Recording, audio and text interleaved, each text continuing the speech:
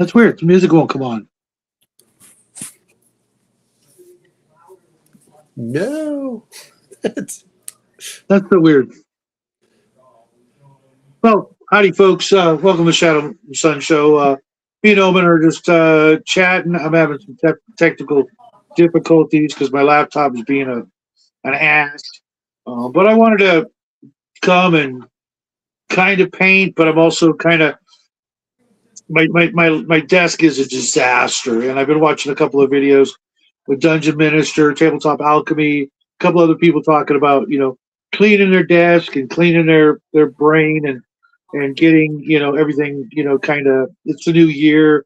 Let's let's do all those kind of spring cleaning kind of things, even though it's January. But that's what I got.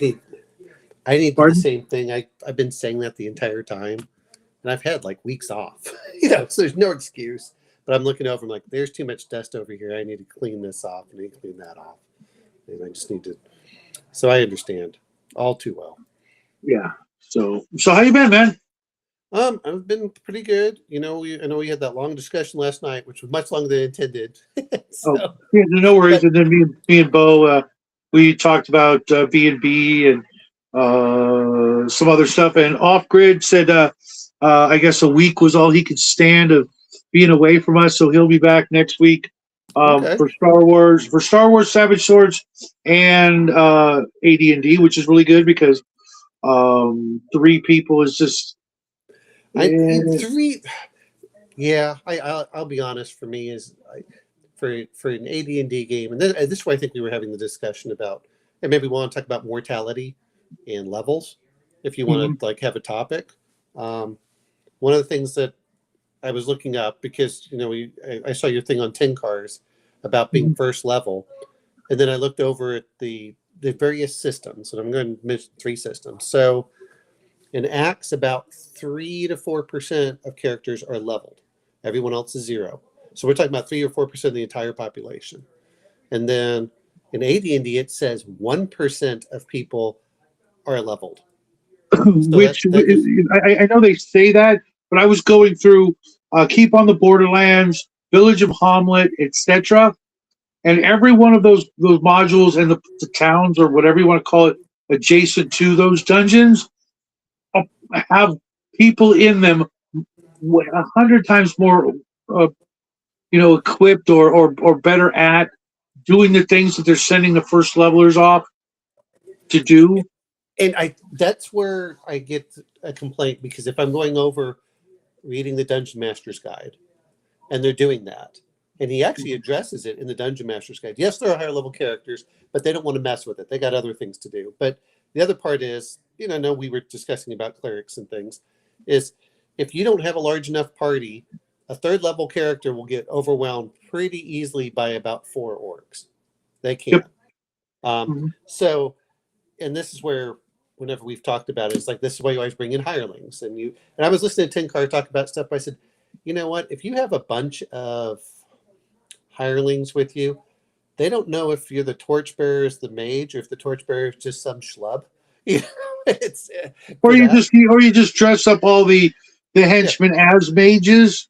Put robes and pointy hats on them. This is a uniform. What? Well, that looks a little bit too much like some things down to the south in the 1950s. We were actually in one of those meetings over on DM James's channel. I think Friday. It was funny, but nobody got the joke except us. And Jackie was just like losing his shit over it because we had things he wanted to say, but he doesn't want to come on camera anymore. Sure, or not. He's a kid. It's fine. But I was thinking because every every larger settlement, if they've got any kind of soldiers, they're ranked. Every 10 there's a first, every 30 there's a second. Level men at arms, sergeant, captain, general, whatever.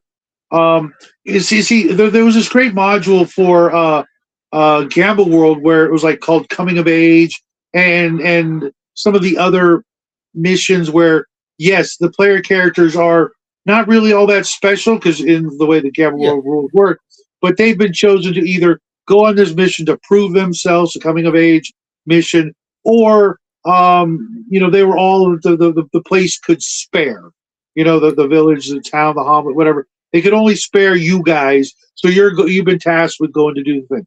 That's fine, but it can't be like that every time.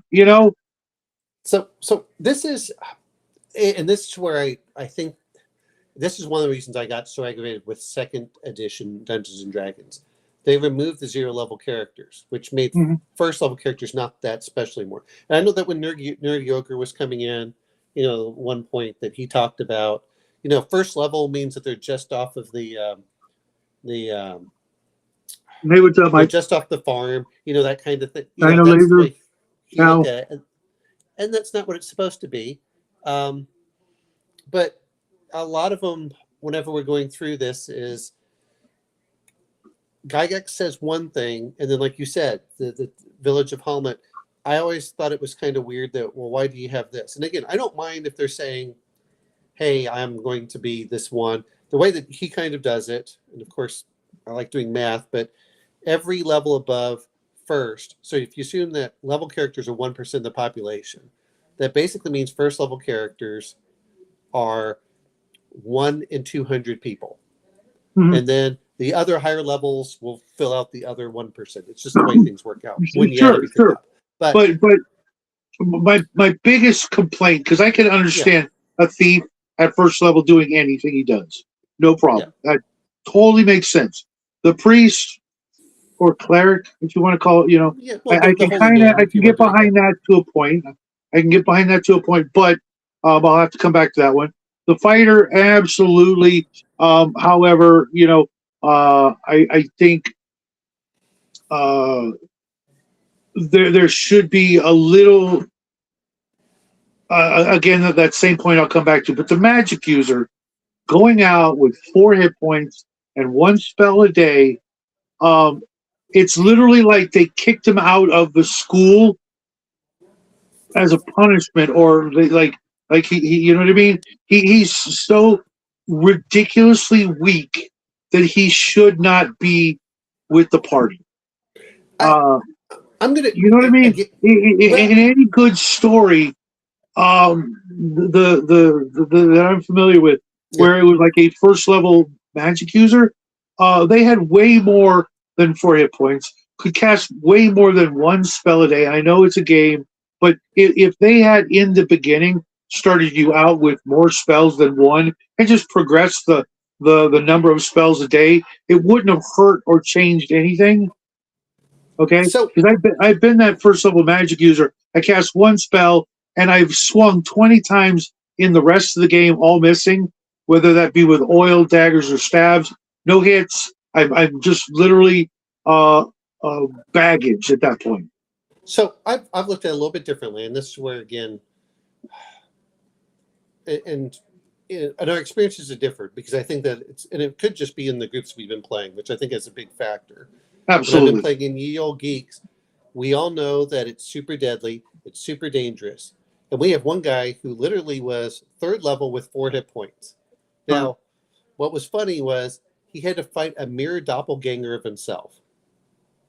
The mirror doppel, and the reason he had 4 hit points is he had like a 7 constitution or something, so it was giving him negative hit points. So at third level, he's yeah. I mean, you want to talk about trying to play rough. Um, that's almost pointless. I mean, uh, well, let me put on how he did this is so he had to fight a doppelganger of himself, and he decided to throw the dagger at his doppelganger, and his doppelganger decided to cast a magic missile. Guess who won initiative? His doppelganger mhm. cast magic missile, which is in AD, and we're talking BX, so it's a little different. The damage on a magic missile is 1d6 plus 1. He rolls a 2, does 3 points of damage to our magic user. Our magic user throws the dagger, hits his doppelganger for 4 points of damage, and kills the doppelganger with the dagger. That's got to be like the exception to the thousand other instances throughout history of something similar. Uh, I, it, it, it just it's. I I mean, well, I know we as humans are fragile, but that's fragile to the point of I'm not leaving town until I'm like 12th level. You know what I mean? there are two things that are looking at it, and again, this is why I was putting the stuff in the 10 cars tag up for. Is one is we had an epic moment that we would not have had if he'd had more hit points. That's Well, a nail biter for certain, but I wouldn't call it epic, only it's an because epic when I moment think of, because well, I, you may not feel it's epic, but it's an epic moment I think at that. epic's the wrong word. That's all. Well, Being what I'm going to pedantic. say is for a Awesome, lot. certainly. Well, I mean, What are you doing? for that third level character, that is an epic moment because that is well. And to be fair, when he killed his doppelganger, and this was, I think, Barrow Maze, where if you find a magic item, it creates a doppelganger that you have to fight. If you win the fight, guess what you get? You get all of the spells of first and second level, or first, second, and third. It was one of those. Uh, Which, if you think about that, that is worth probably 5 or 6 thousand gold pieces. I mean, that's a huge oh, benefit even for more in my games where yeah. it's 1,000 per spell per level. It would be so much money if he could pen them and sell them, just one of each, or what it would cost him. It would literally put him at like fifth to seventh level Well, in but gold. but for us, that was an epic moment. It really Sure. was. And again, since we're playing on, I think we were using Owlbear. Everything is up front, so the players all get to see it. And Yeah, I I use have had Owlbear with OGGM. we have done the same thing with various things. Is it allows those, and the reason I say it's an epic moment is he might be seventh or eighth level later on, but he's always going to remember that third level where he squeaked by at the last second and just somehow survived a magic missile. Which again, the magic missile should have been enough to kill him, and Oh yeah, just so happened the DM rolled low, and we were it's a fault. well, the whole party cheering. Those are the epic moments that I kind of live for, and that's why I don't mind it being quite as deadly. I do agree with you as you start getting up there. Now the group, to be fair, is about fifth or sixth level. There's not too much that challenges them in the same way that we were at that second and third. Um, that's that's that's where some of it comes down to, and some of it is like Bo was talking about this. I think, like everyone else, if I tell you you're going to play a game and it's highly deadly and it's highly lethal, No, yeah, let me rephrase it. sure, yeah, I can literally guarantee Bo's going to die the first time he gets hit by sure. anything other than a D4. The odds Well, are against him. You know what I mean? It's so weak as to be ludicrous, well, well, in I, my opinion. but I'm You, going to you bring got this you up. got It's 4 hit points, and but you get but hit with a D6. Okay, then maybe you you have a get 50% lucky chance of once. death. You have a 50 chance percent. I mean, I do the math on this, and I understand. That said, is a lot of times, and this is where I think the important part is for a dungeon master to look at, which is your magic user should be in the middle. Again, my character who was a mage, we're talking OSC, so again we have lower hit points. But I it makes me think that dungeon masters are actually supposed to pull their punches. Okay, otherwise, uh, 2 encounters, total party kill. well, I'm going to bring this Two up. violent encounters. Excuse me. Okay, It, it, okay. it's like the old joke: a cat can kill you. A little black Well, cat can kill you. I think that's a bad DM that's allowing the cat to do the D4 points of damage, unless it's like unless it's something like a Even if leopard or it's an ocelot. even if it's a D2 and he hits you twice, he Okay, can kill you. well, but again, my whole thing on this is that's where you start have saying, does this make sense for the character? But my whole point on this part is when you start playing the magic user, you kind of know that you're going to same thing when you're going to play a thief within BX. Your hit points are low, and the idea is don't get hit, run away. Um, but the other thing, and this is why I think There are some house rules that I would like to do, and I don't know if you would want to do them for Borders and Borderlands. One of them for Axe is that you roll new hit points every level, and if they exceed your current hit points, they get replaced. Otherwise, you just add 1 hit point. Yes, 0 hit points No, is no, completely DM dead. game. That's what we were doing. 0 hit points was completely dead. That's the way we were playing, and so I've had In B&B, Bo, no, it's not. I think you can go -10 or your con. It's just it just seems like, I mean, um, literally if you look at a D10, excuse me, 10-foot fall is a D6 damage. That means yeah. your magic user could fall 5 feet and die. Well, you shouldn't be I mean, taking I damage know at that 5 feet. happens on Yeah. occasion, but it's usually Right. like very rare, and there's some other things going on. But imagine you fell down 4 steps and you died. Yeah. Well, again, I wouldn't let you die off 4 steps. Not normally. They make you, not everything has to be. It's like, hey, take 1 point damage here, and some of it is, and this is where I do like for Axe, where 0 is not necessarily death. 0 means that you roll on a mortality table, and your mortality table tells you what's going on. I did -10, but I will say this much: playing with Yale Geek, and we were doing OSE, which is basically BX, and we were doing 0 hit points as death. It amazed me on how survivable our characters were. They really were. They were much more survivable than you would think. And part of it is for like my character, and this happened a couple of times. My character was a mage, which was kind of a Gandalf knockoff. We got flanked one Except time. except at first level, you could do more magic than Gandalf. Not really. I could do read magic and detect magic. That was about it. Oh, I think. Oh, that's pointless. Well, you say it was pointless, I but I mean, it actually have a literally second. is. The DM has to then like put stuff in the game that requires read magic and detect magic for you to even be worth bringing into the dungeon. Otherwise, you're standing there trying not to get killed the entire time without being able to contribute to any survivable or survival needs of the rest of the group. You're I literally disagree. baggage. No, I disagree with this again, because one is we're bringing in hirelings, so that immediately reduces it. Number two is I'm not on the front lines. No, I if you're on the front lines and I'm a no, veteran, that makes them more valuable than the magic user who could just read magic and detect magic. Makes no, them more because they valuable. left. No, they left my detect magic ability because I could use it. It was unlimited. It was an ability. It was not a spell. Okay. I mean, think Okay. about it the other way. If all you had was that, you cast detect magic, it works for like 12 minutes or whatever it does, and then you're like, that's all I can do. I can try and throw some oil, but I have a greater chance of actually hitting you guys with the oil on accident than hitting the monsters. That happened to Mark. Actually, one of the characters threw some oil, hit Mark's character. Oh, shit. Mark that we play with in the Savage Sword. Yeah. He actually got hit by this and caught on fire and died because the magic user was throwing oil. Like, could you not throw oil in the front of the party? If you're gonna do this.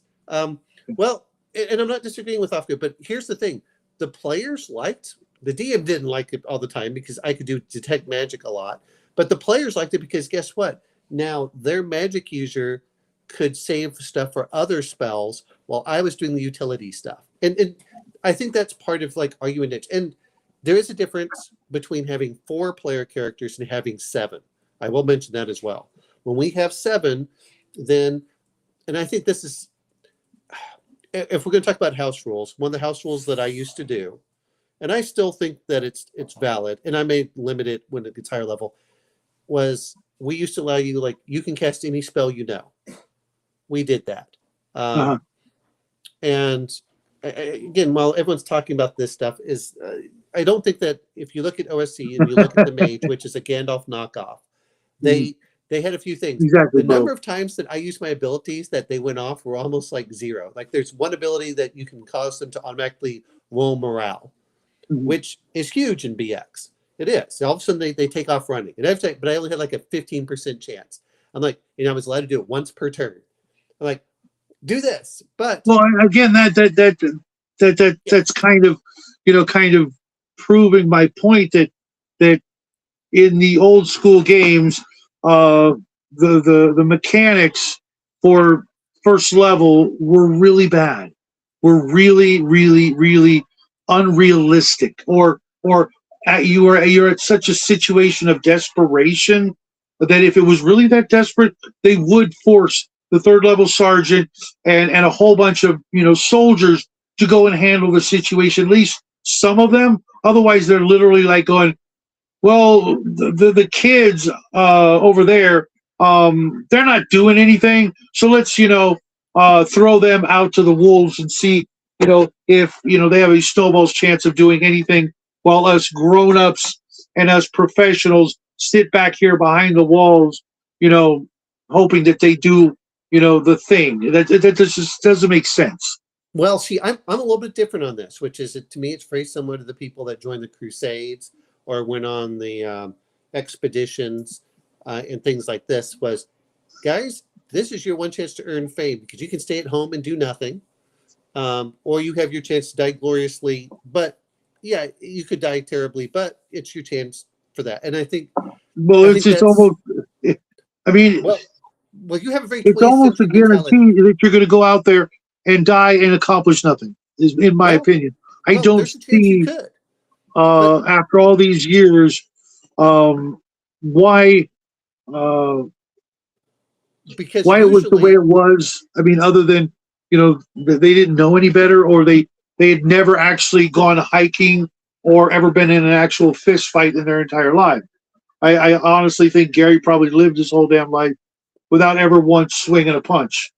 no, I'm well, and again, this is what I'm going to say with my mage with 2 hit points, and he made it to second level, and he took 1 arrow and survived. Which I was like, I'm dead. The orcs shot the arrow. I'm like, gotta make a new character. Nope, my character survived that, Mhm. and like that was the 1 hit point, and then it was like, look, I know I'm dead with basically 1 hit point anyway. You guys would go forward or not, and we would come back to town usually at the end after a 4 hour session. And Mhm. look, we've already talked to hirelings, and that's what we started doing because the magic user, unless he's buying spells a lot of times, doesn't have much money to spend, which people forget about. Now we're talking OSE, we're not talking AD&D, which is two different things. And I can And only go then by raw. I have been brushing up, trying to learn, as much as I can about like BX, etc. But it's just I'm I'm finding it hard to believe that the DMs didn't fudge in the favor of the players, or that the players rolled up like 5 characters before they ever made it to second level. No, well, I will say as much as I probably Okay, lost. 3 or 4. I lost. And in today's environment, I could easily see on your third character going, yeah, I hate this. I don't want to play. Well, but I'm going to say this much: And I don't mean look, just kids. I mean grown-ups. well, If someone we're invited me talking to, people in their 50s. A lot of people we're playing with are in our 50s. For Ye Olde Geek, we're going back. We know what we're in for. We no, no, do. no, I no. mean, That's what I'm saying, though. Brand new players. If you got a bunch of 50-year-olds oh, who had never played, never heard of the game, and said, okay, here's your characters, even starting with max hit points. Um, and after the second and third character they had to roll up, they'd be like, yeah, this ain't for me. it's well part of it. Well, I'm not saying. Well, it's I what's think the only interesting reason is people are still willing to do it is because they did it before in the past, and there is that nostalgia, thinking that, oh, this is great, we're dying, no, this is a waste of my fucking time. no, because a lot of it is that it's creating that sense of danger, which is what a lot of people go through. Like again, we're not I saying can get the everyone's cut same. out. I can We're get not the saying everyone's cut out same. for it. Well, Again, clearly, well, but like Bo's saying, I'm looking forward to it. I mean, that's what he's saying. He wants that danger and excitement, and it does. I mean, I hate saying it. We have more epic moments, and I call them epic because they turn on a single die roll. It is literally the difference I between a TPK and pulling it out of our ass. And I don't know about you, and my son actually, again, he was playing. He only plays 5e, but we got him to play DCC funnel. All of our characters died. Total TPK. Um, you know what he said? I had a lot of fun. And you're right. It's a certain mentality for that. It's a certain danger level Yeah, that I they've think they're been called missing. masochists. Um, it's only a masochist for the first level or two, to be fair. What if after you know 7 hours and 5 characters you had to re-roll up and you're still first level? I've seen that. I've been in that. I was in a I, I, game. I, I, I I'm not was in saying a that you first level haven't. game where I played. I started out, I forget what, but by the time I rolled up my third, fourth, and fifth character, they all had to be clerics. They all had to have cure light wounds, and they still all died. See, I would get more pissed off by the fact, and we've talked about this before. Cure light wounds to me is something that you do when you leave the dungeon. It's not generally in the Even dungeon. with it, we all died. Okay, I understand, but I'm saying for us, well, just like when you saw that we were playing with Mark years ago for that Christmas one, we were third level. We still, That's that, we that, were. that I can't imagine how people made it to that. It would be like the only way I can comprehend that people made it to third level in that kind of an environment was okay. We had a party of 7. One guy lived. Okay, he's gonna keep his character. Everybody else rolls up first level characters. Roll up another group. They went in. Everybody died except now you got 2 characters who survived. You see, and then the third time we had another group, and this time 3 people lived.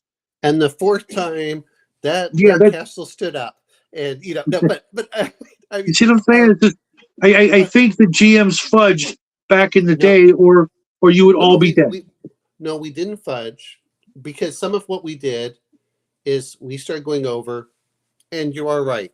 Not there usually wasn't a TPK, but I will say this much: probably a good third of the party would die on a given expedition initially, and some of them would have, but we always did which made us using the contrived entrance. Oh, look, so and so has come, or like, oh, okay, so you kind of did that, which, but See, I would never do that. That kind of bugs me because then it is just a video game, and you're just spawning in.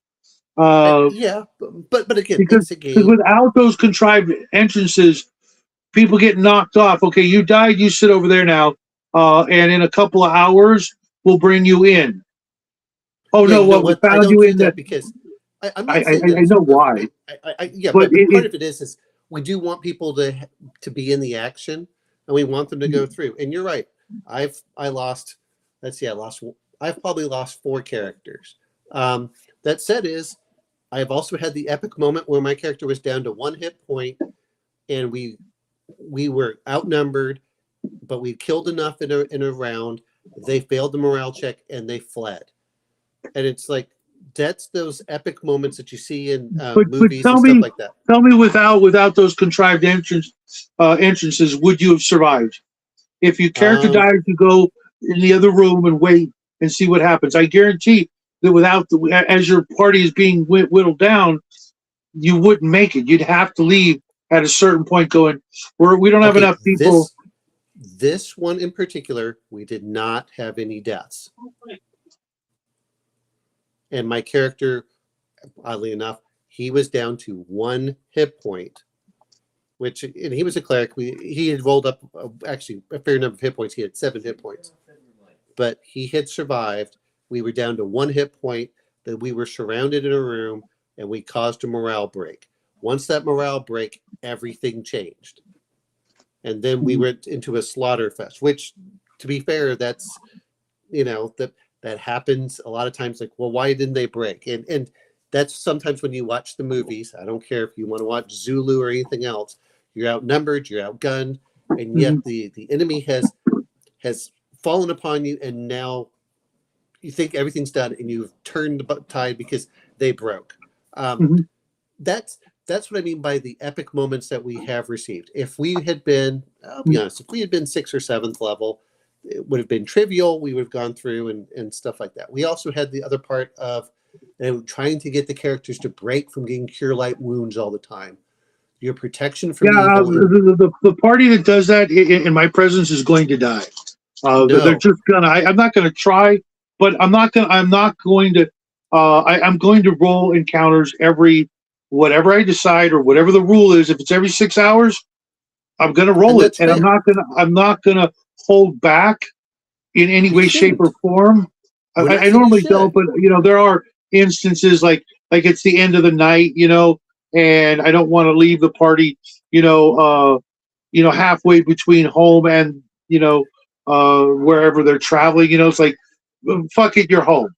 But Okay. Well, but in I'm saying, in for whenever we're talking about this, is when we are playing, we, like I said, it's what did we do? We actually broke their morale. We got them to surrender, which made a huge difference. We were recovering for the surrender. And this is, again, when you were talking first level cleric and BX, my character had no spells. But we did recover from that.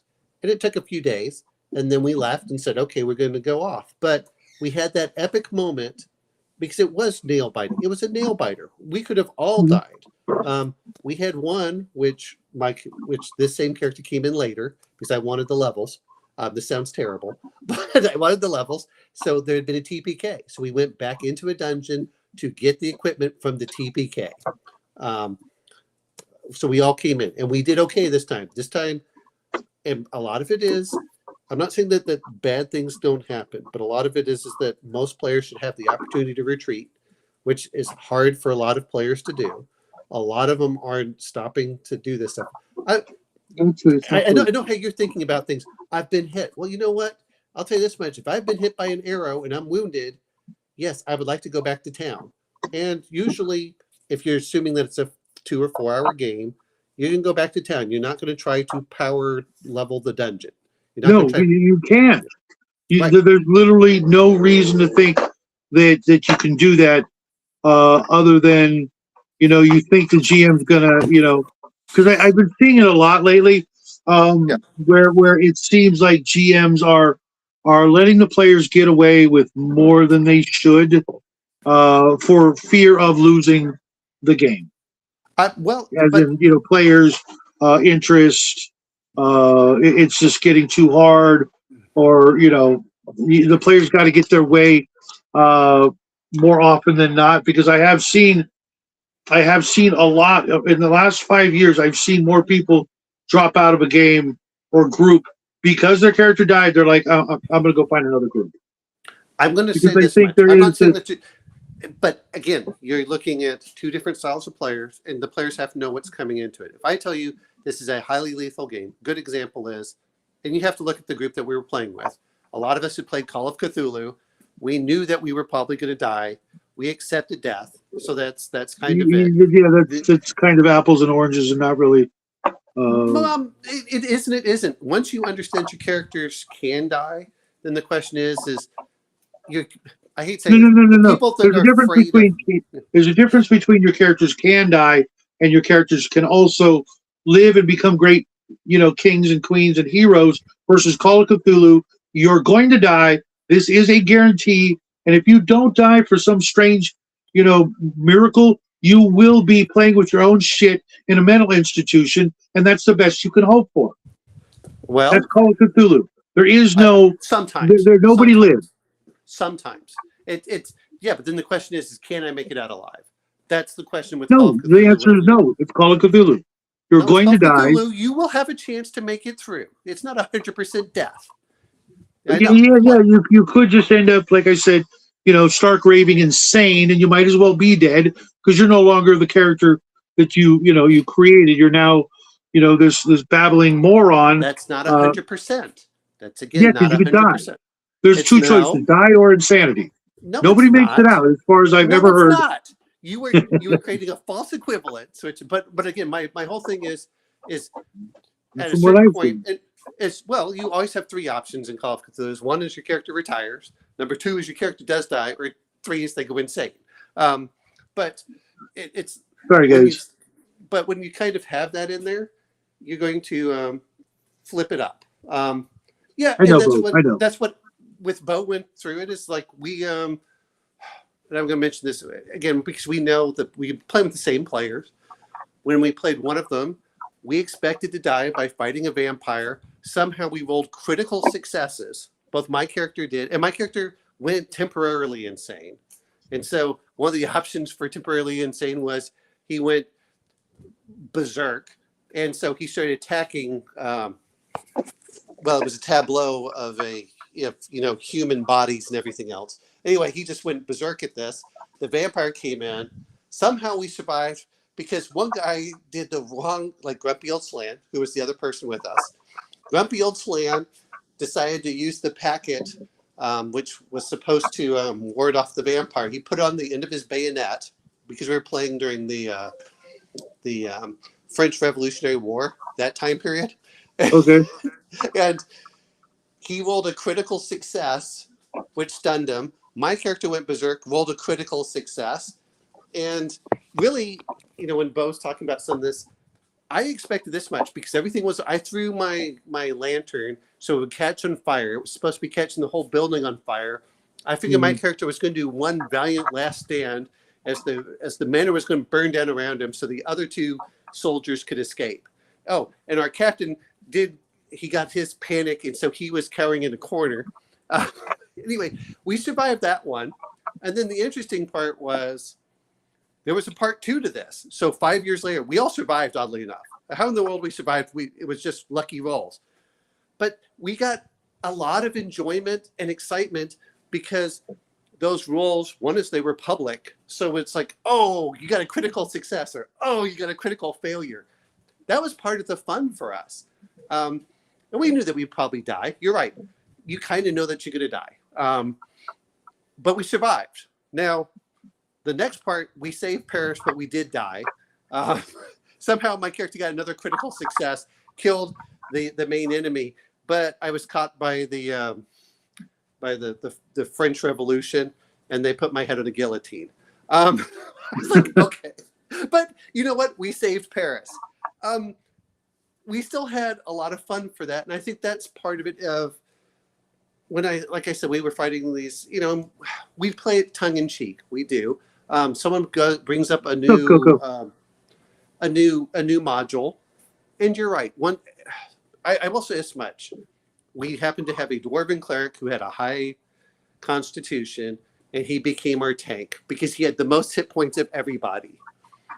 And we would keep on telling him, like, okay, we'll stay behind you, which kind of happens. And you do shepherd those characters. When your first level character comes in, he kind of gets shepherded around. Like, look, you just hold the lantern. You stay out of the way. But that mage that I had, again, we're talking the mage with 2 hit points. He killed a lot of things with stupid daggers. Because a lot of armor classes, and we're talking again, BX, your chance to hit at first level is about the same no matter which class you're in. Yeah, I was. We were looking at like Barrows and Borderlands. I think everybody at first level has the same THAC0. Yeah. It's just how much yours goes up, and I think the same was true for Castles and Crusades and something else. So my character at one point, again, we went on to talk about lucky, and most monsters do not have exactly what I would call the best hitting if they're like 1 or 2 hit dice. Oh no, they're I think they're actually a little bit worse, if not a lot worse than the PCs. So my character at one point we got flanked by spiders, which, if they hit, well, one is their death, the thing would have probably killed me, but then you have to roll up against poison anyway. And it just so happened my character's screaming at the other party, like, there are spiders behind us as I'm trying to throw daggers. And they're coming, like, they got into hand-to-hand combat with me. And they missed a couple of times, thank God. And then one of the other party members was able to squash them. I was like, okay, thank you.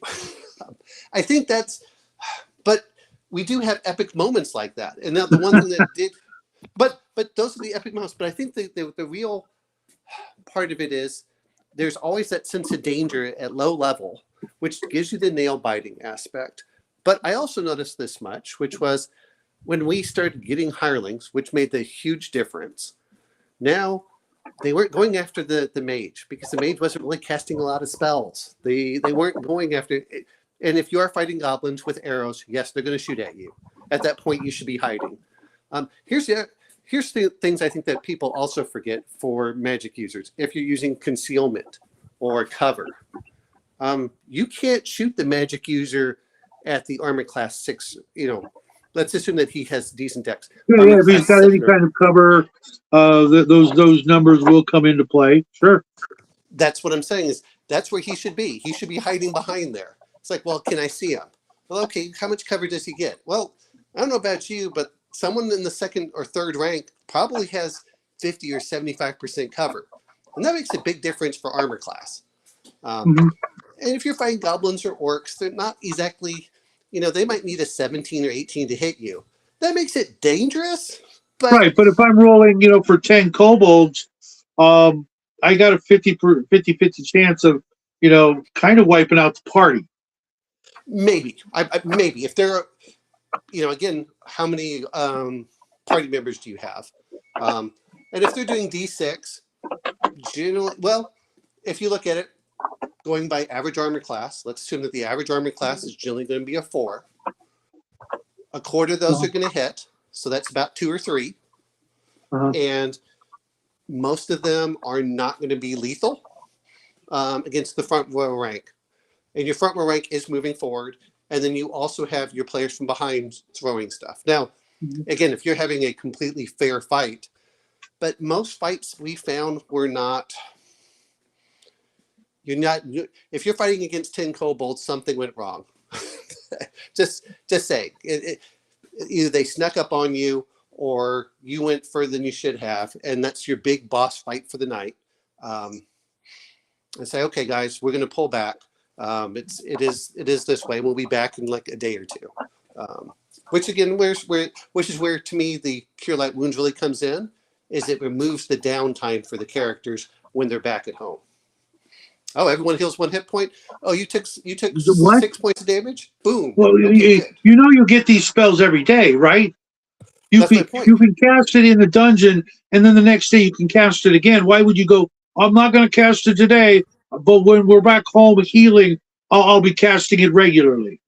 Because you have a different spell when you're down in the dungeon. You might have protection from evil. Which again, if you're a cleric in a frontline rank, that's actually pretty good. Especially if you happen to be fighting things like golems or constructs or. Well, if you're first level fighting those things, you should be running from those things. Well, I'm second level, and then the other point is if you're the cleric, clerics were actually pretty badass whenever I've played them. I went like, damn, I use my cleric as a heal bot all the time for all these years. I've been missing out on all these wonderful spells that I could have been using. I said, what an idiot I've been. I do wish that, I go back to AD&D for this. AD&D seems to be more of a tournament kind of thing. It seems to favor much higher stats. I look at it and the spells are weaker. Like my protection from evil, 2 hours. Do you know what protection from evil is in AD&D? It's like 1 combat. That's it. Mm-hmm. And I'm like, this sucks. If you have a 2-hour spell, guess what? We can go through the dungeon pretty well, which is going through it. And you're right. If you take the arrow to the knee, it's time for us to leave. But most of the time you aren't. And but even though you decide to walk out of the dungeon, let's say, that doesn't mean you're going to make it home. There's just as many opportunities, maybe not just as many, but there's definitely the opportunity for encounters on the way home. Sure, there are. I agree. As soon as you walk out the dungeon, if you're not, if you're not also using the Cure Light Wounds, the next you're literally opening yourself up to whatever you run into. You're so weak that you're going to get taken out by house cats. Well, this is why you also roll reactions and you roll morale. And the reaction is going to be they see a bunch of freaking wounded adventurers, bloodied and beaten and bandaged. They're going to think they have the advantage, so they're going to attack. No, if you're going to be playing again, we have to talk by raw. You should be rolling reaction rolls. And there's no bonus to reaction for any circumstance whatsoever, like the one I just mentioned. Sure, you can. But the other part is, then I would give it to them, and Yeah, well, this is the other Give part you a is, ring of and invisibility. most of the time is you're not You fighting a earn bigger. that ring. You don't Wait a get. minute, Come on. but you're not fighting a bigger group outside than you are inside. The dungeons where No, you're going you into have their the like, actual chance of running into bigger and scarier creatures that can just walk around in the woods, as opposed to things that can only fit in your 10 or 20-foot wide hallways. You're going to be running into, maybe giants or ogres or shambling mounds or flying creatures, that are just as scary, and they're going to freaking, smell blood and, take a chance. are you? Well, there are a few things. One is, are you rolling reaction, and number two, do they see you? That's the other thing is, are they far enough to see you? They can smell you. You're freaking Just bloody messes, not all right? the time. Well, but you're assuming again. Are you playing by the rules? Or are you playing by? I'm just going to decide what they do, because then you're No, skewing it no, but I against the mean, player. I mean, hey, you're supposed to roll reaction. You're supposed to roll morale, and at a and certain I said point, you roll reaction, but they would get a bonus, or they should get a bonus for situations. I mean, if they find you guys and you're tied up to stakes, am I going to randomly roll to see whether they, don't kill you and take your stuff? well, No, why would they kill you? that Why would they just take your situation stuff and leave you? I mean, that's and not perfectly kill an option you too. Why would they kill you? because they're orcs. You're lucky they Orcs don't only killed necessarily. you instead of bent you over, right? Well, orcs may also take you as slaves. Not There's that everything too. is There is instant that death, too. That and is a good point.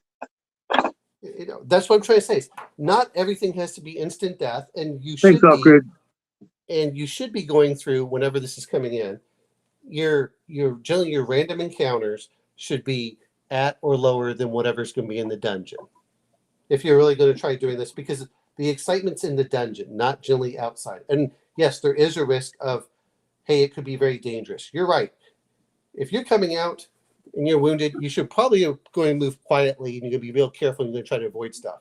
Now, if you're coming out with, hey guys, I just got 4,000 gold and I'm putting in the wagon and we're going to show off all of our bling. Yeah, you're begging to get Exactly, Cal. Exactly. That's why. I mean, first off, to me, the ideal party would be like eight, two, and two, or maybe you only need one thief, or maybe you've got a couple of split class characters. Uh, this is so that you have the. I mean, to, to, to think that you're not going to take cure light wounds.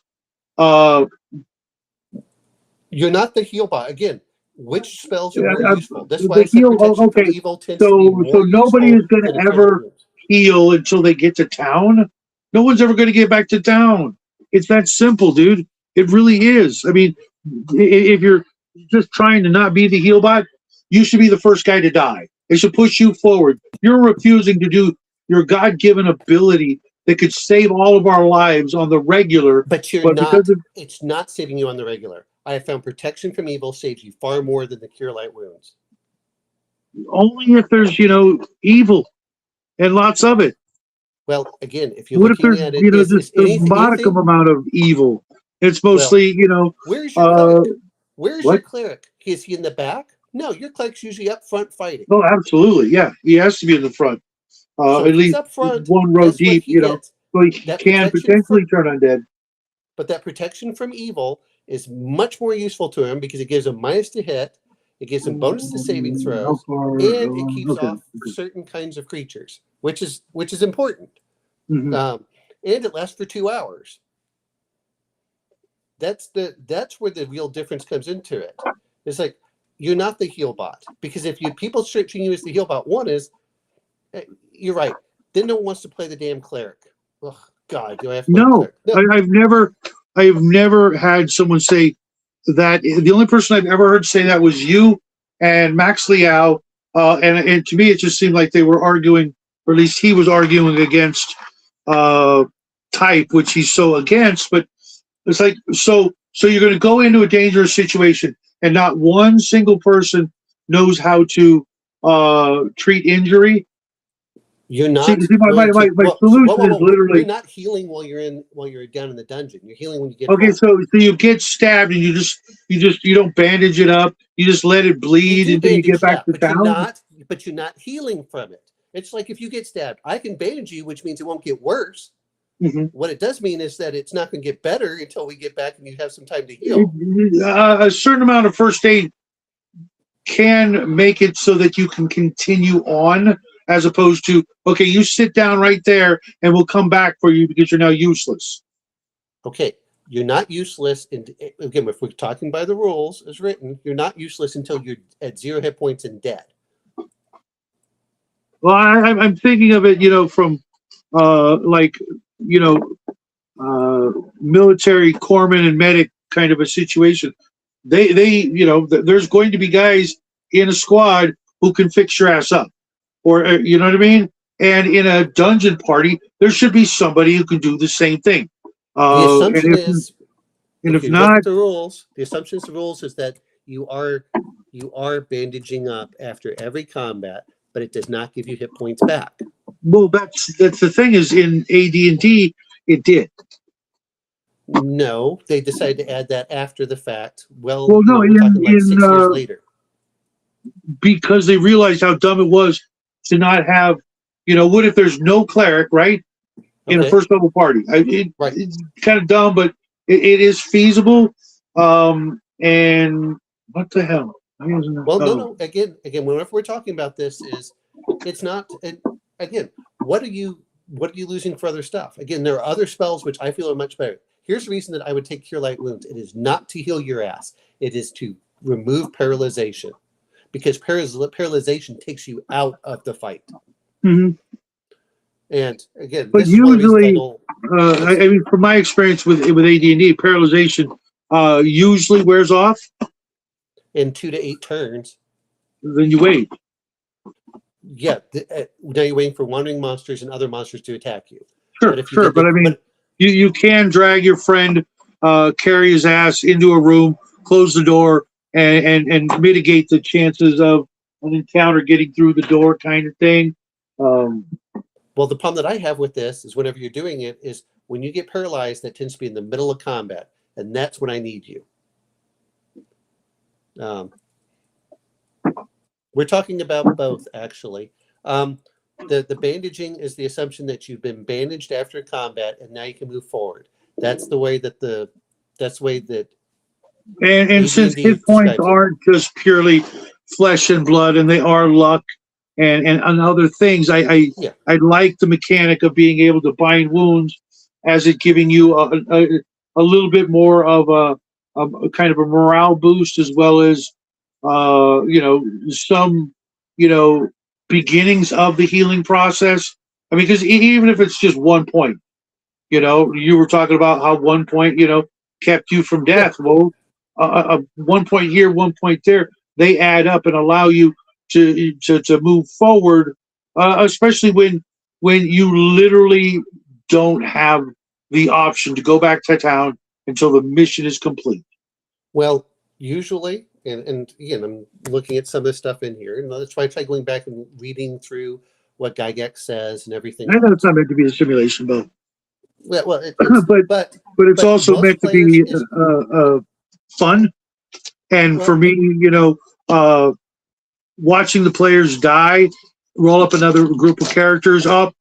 At the end of the night, we'll start all over again and again and again and again. To me, it seems like a great way to have well this players bow out, going, "Yeah, it was fun, but I'm going to go to this other game where, in their head they're thinking, I'm not going to die 4 times every time I sit down." Not I'm going to say saying that this. you should be, given some sort of plot armor, but there are other game choices where, for your game dollar and your game time, your chances of survival are a little better, and that doesn't mean that the threat and the danger, etc., is any less. Look at Traveler. I was just watching some folks talk about Traveler. You get hit once with a laser, you're down, but Yeah. you start with a lot more. You have a lot more to work with than just the 4 hit point magic user they can cast one spell and then he's spent. Well, You know what I but mean? again, the whole thing is that your magic user should rarely be targeted. That's Why? one, Why? because they can't get to your magic user. Sometimes. Most of the time, they can't get to your magic user. I don't know about that. I mean, the party can try real hard, but as soon as the orcs realize that there is a freaking magic user or a cleric in the group, there's a really good chance they're just going to target him. Well, the cleric's usually going to be engaged in hand-to-hand combat. Yeah. Usually, the magic user is going to stay low, especially at low level, because they don't have much in the first place. So there's that. And then the other part is that they have to go through usually 2 ranks of characters. If you're doing this, is your first rank of characters is going to be your fighter and your clerics usually. You're going to usually have some backup men with spears or some kind of halberd or something that allows them to attack the front rank from there. And then you're moving forward. And unless they get behind you, which, yeah, that happened with my character with the spiders, they do a surprise, which is how my character died. Yeah, I mean, that's a lot of it. There's a lot of that aspect. And this is why you also bring in hirelings. And I know that you've said that, well, my DM just want to do hirelings. Then why are you playing AD&D? It's too dangerous of a game if you're doing that to not allow the hirelings. No. I literally have not played in an AD&D game in about 3 years that I've been playing online now. It's been like 3 years since I was in the last AD&D game. Everything else has been like Castles of Crusades, some Shadow Dark. I played a BX, a couple of BX games, third, fifth, Pathfinder, etc., and some sci-fi, etc. And Bo, in again my experience, I've literally also been told in games you can't go back; it's too far. You got to go to the next that's town. bullshit to me. I've heard it. I've heard a lot of crazy shit this year, and last, especially more so than the first year, because the games I was playing were actually live, so people were watching, so they were a little, more indicative of the actual game. But here's the thing: going forward means clearing the thing. Going back means I restock the thing, whether it's the forest, the dungeon, the castle, whatever.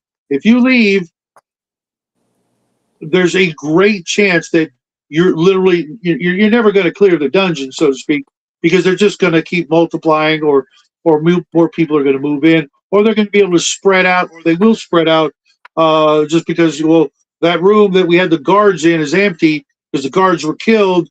Bring up some new guards, right? The first room. Okay, you killed the 4 hobgoblin guards. Well, the hobgoblin chief says, throw some more hobgoblins in there. And sure, you may deplete them from the rear end, but you'll never know because they keep moving forward because people try to keep breaking into the hobgoblin lair. They're going to keep putting guards in the front room, right? Well, they should. I don't disagree, but Good. You also shouldn't be stacking with 200 hobgoblins. That's the other part too. If you're stacking we're talking about low levels here, and I'm using the B2 as an example. You're only about 2 miles away from the Caves of Chaos. Mm-hmm. Okay, that's about 1 to 2 hours away. Now, if I was to redo the map, just giving people the idea of redoing the map here, I would definitely put the keep on one side and the Caves of Chaos on the other of this river. Mm-hmm. And it said, well, why aren't the players, what's going on there? But that's part of it. The other thing is, when we're talking about the Caves of Chaos, they're supposed to have, discrete areas that you can go. And I would probably spread some stuff out. But, how long does it take you to go through a forest marching? You're looking at probably 1 to 2 hours.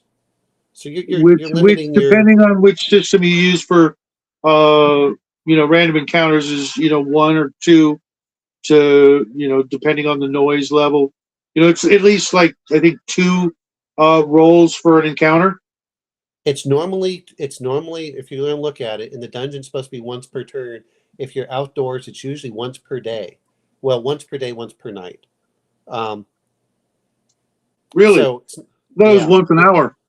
no. Well, it depends on the module, to be fair. But if you actually like read the, because I used to do, admittedly, when I was in 8th grade, I did like you said. I just roll up randomly what the characters were doing. Now they were much higher level. They were like 10th to 15th at the time, but I would just roll randomly on the random encounter chart, and I think it's like once. It's like every two. It's like 2 or 3 times a day total. It's like once during the day, once in the evening, once at night, something Because like like that. for Savage Swords, I roll 3 times a day and 3 times a night. Okay, so that's more than what I would roll. But but mind you, like you saw last night, Yeah. those encounters don't mean monsters or any. It doesn't always mean combat. One of the encounters was the meteor shower. Okay, Well, one of the and then which I think uh, should have been more. Not meteor yeah, showers, but I know what you mean. non-combat encounters should have been kind of more of a thing. You know. Oh, Um, I agree. That's one of the things that I like when I sometimes read the BX. That's why I think you also roll reactions for stuff. Is hey, you meet a bear. Well, we know that bear, the Gen X GM, it's talked about meeting a grizzly bear when he was out camping, and mhm. it was like, well, don't fuck with the bear. And the bear Mhm. went in, did his thing, and walked away. So not everything is a lethal encounter. The problem that I have is if you make every encounter lethal, every character, you're training the party to kill everything. Um, and once you start doing that, and I agree with Mike there when he says a low magic user and having a high charisma is important for one is running minions. I agree absolutely, but the other part is who has the highest intelligence in the group. It's usually the magic user, which means the magic user. Yeah, but it's also 3d6 straight down the line. You're going to be lucky if you have one stat that you can call high, But no, what I'm saying for this right? is whenever we're going through this is I'm not disagreeing, but what I'm saying is that if you have a high charisma with your magic user, you're going to reduce your encounters, but you also have languages which most of the other players may not, which allows you to talk to certain aspects. I think that was Mhm. part of my disappointment with AD&D is there were a lot of languages that the characters would learn that weren't used after higher levels. Um, I don't need to talk to the Give me an orcs. example. I'm not sure what you mean. Okay, so if you're at low level, it's probably good to know goblin, orc, kobold, lizard man, stuff like this. Mhm. Okay, great.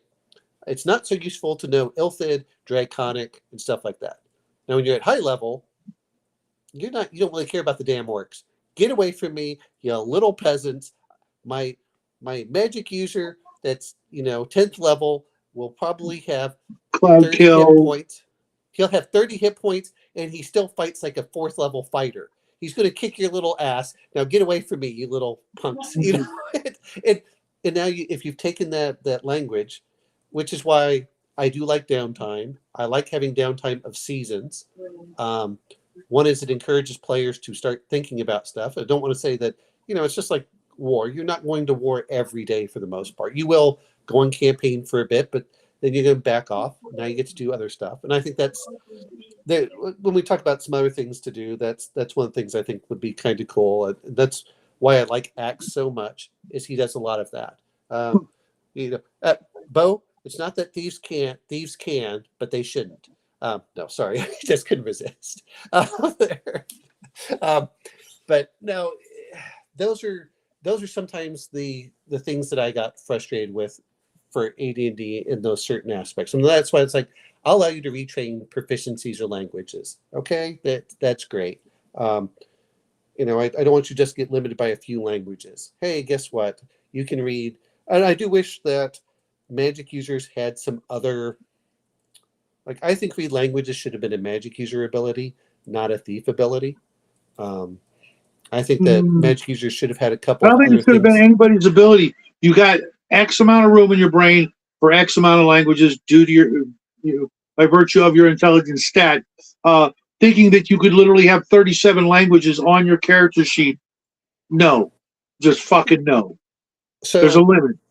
well, And the idea of forgetting a language and learning a new one, that doesn't strike me as anything other than, kind of, too I metagamey. I've known people that have done that, and if you look at a lot of what amazes me is the number of people that knew like 15 or 20 languages. And AD&D My old usually man less than like could, but 9. I don't think he ever forgot a language so he could learn a new one. Oh, Uh, I've known people that have done that. I've known people that well, have I forgotten knew a languages. girl who forgot how to speak English, Yeah, but because she had learned to speak some Thai language, yeah, and only very little because she was there for like 2 months, but she wasn't very bright to begin with.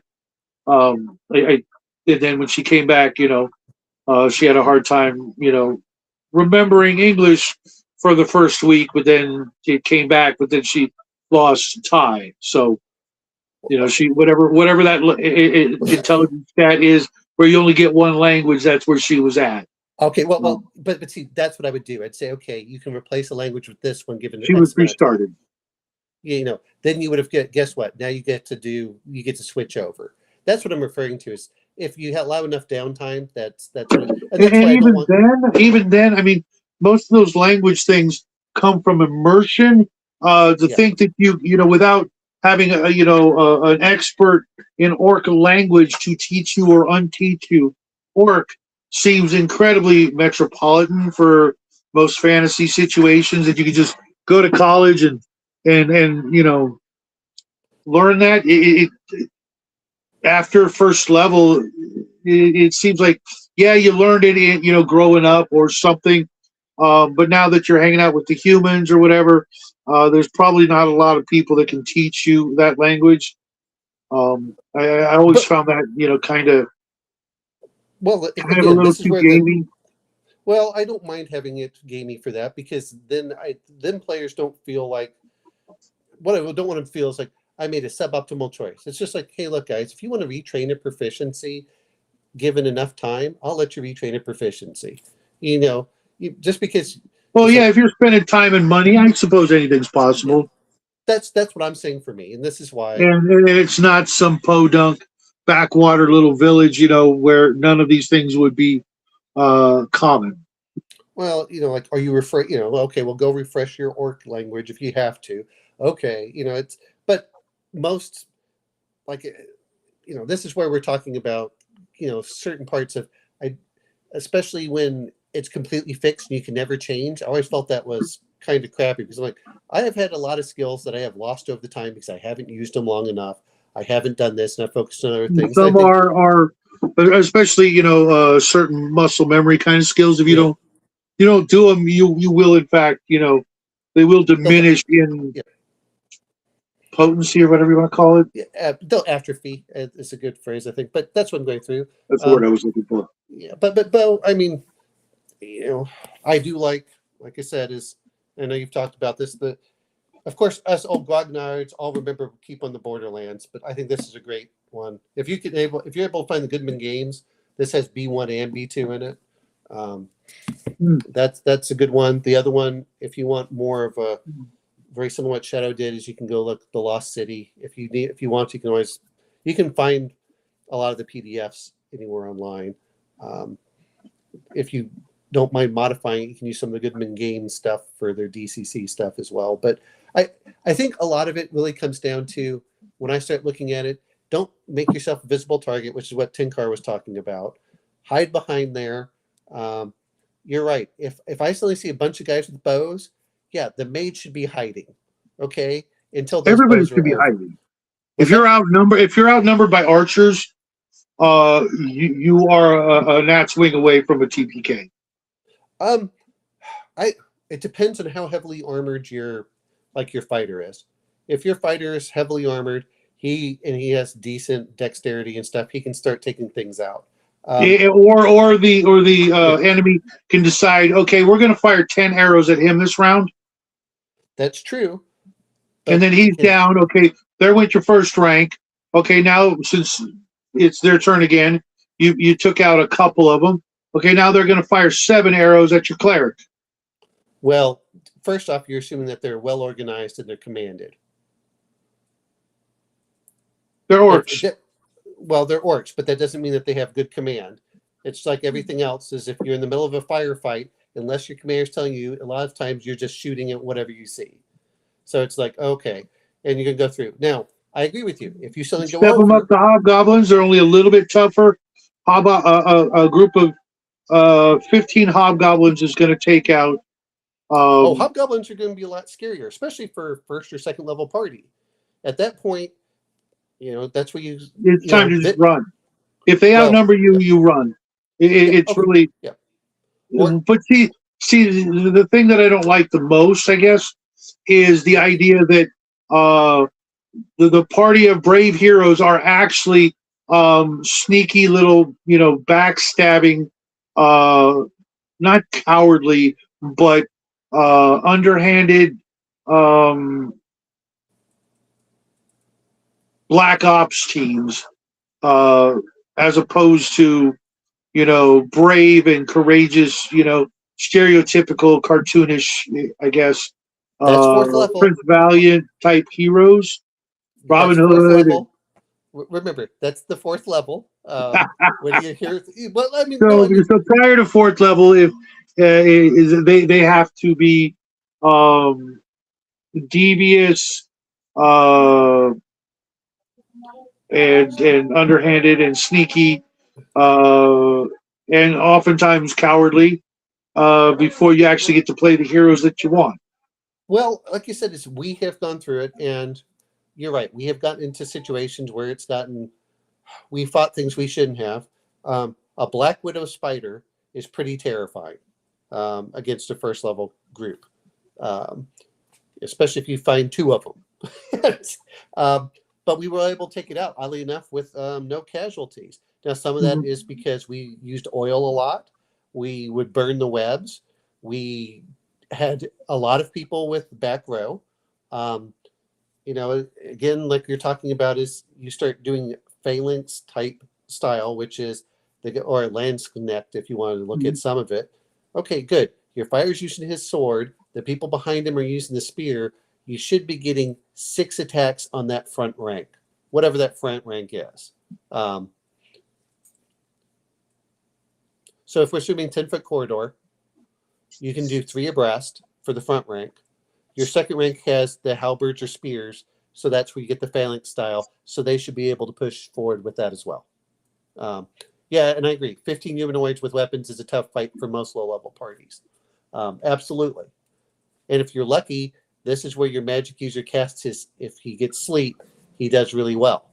If you're unlucky, then you'd hope that your magic user is doing something else. But Mhm. there's nothing wrong with retreating, and this is where morale matters so much. I think it's if you kill a third. No, I think I have to go look up the BX stuff. I think it's the first death on the enemy side. They have to roll morale. That's one. Then it's the second one, which is I think if you get them to a third or a half, then they roll morale again. And for goblins, they break pretty easily, which is fortunate. Kobolds, they break pretty easily. Hobgoblins, not so easily. So you're right. If you're fighting hobgoblins, hobgoblins are considered the militaristic arm of beastmen. They are well Mhm. organized. They're tough as shit, which sounds funny because they have 1d plus 1 hit points. And you're like, oh, good grief, But for a Mhm. first level party, 4 hobgoblins are pretty tough. And that's a tough fight. And if you're going to do it, that's when you're going to go over and say, okay, what are we going to do? Let's lure them away. I know that Bo was talking about getting ventriloquism. Hey, Mhm. let's do ventriloquism so they're going off in a different direction from where the party is. Um, and then we're going to try to ambush them when they come back. Um, but you're right. You learn how to do that sneaky part. You learn how to think. Once you start getting up to about third level, you can usually take 1 hit without dying. Mhm. And then that's the point when, and I'm not saying you never take cure light wounds. I'm just saying that that's the point when usually your cleric says, "Hey, guess what, guys? I got blessed. That means we do 1 extra damage and an extra +1 to hit, And which saving is throws. I'm not sure if the savings. I'll have to go look at the book. And the difference between BX and AD&D Right. version is probably different as well. Uh, And I'm using BX in this example because that's what I've been playing AD&D with you. You get more spells. That's why. But I found that BX actually had that nail biting effect. And and once you start getting the first characters that start getting the third level and things, then you're kind of looking in the background. And when you're talking about who's going through there, where are they aiming? And I agree with you. But I'm usually going to spread out arrows because unless you have a commander specifically tell you, I want all archers to shoot at this person, then they're going to shoot into the front rank because even I don't know. I mean, even a group of bandits would know better. Goblins and kobolds, I gave you. They're kind of meant to be, just easy kills. Period, and not so well organized unless it's Tucker's kobolds. But if that's the case, then you could have a goblin sergeant or shaman or whatever with the first encounter of goblins that could be, not retarded. well, and that's why it's important to take out the commander first. Same thing with bandits. Unless the bandits are told on who to shoot, my assumption is that they're going to go for whichever looks closest or which they view as that individual bandit's going to be attacked. They're not going to necessarily focus on everyone. It's like, hey guys, I want everyone to shoot at the knight. Well, the knight is pretty damn tough to hurt, but those hirelings in the back are much easier to take down first. And that said is, if you're charging into it, and I was watching, I don't know if you watched Dequitum, if you've ever watched him when he goes over doing Dequitum. He does a lot of the. Never heard of him. Oh, it's a great channel for anyone that goes in there. Is you suddenly start going over, it's like, well, that guy's pretty scary because not much hurts him. It's hard to hit him. If he has, if you get what is it with plate? It's armor class 2 with, with plate, which again, BX is cheaper. You can arm your starting fighter with plate and a shield. He's pretty scary. That's an armor class, you're going to need an 18, 19, or 20 to hit. And they're like, well, is that the best use of using all my arrows to shoot everything at him? I don't know. You're probably better off shooting at the hirelings, which are just wearing leather armor. Because the hirelings may not have as good of a chance to hit, but it's close enough. And like you said, I disagree. I think that whatever's closest to start, to like say you got a group of bandits and you get the adventuring party, they're going to shoot at the thing that's closest. It may not work. I agree with you on that. And the first volley, all 10 or 20 or 30 arrows are going into that guy. He's the closest, most immediate threat. And they may not be able to see anything else, so they're going to aim at him.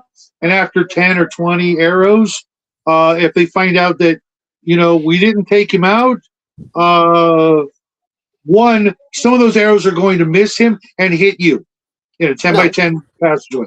Well, no, that's not how it's going to work. Is you're going to a lot of the arrows don't. So they just miss. They missed the guy, so none of those arrows could have, hit somebody else. But yet, when you're shooting a bow and arrow at someone who's attacking one of your friends, you can accidentally hit your friend. That don't make sense.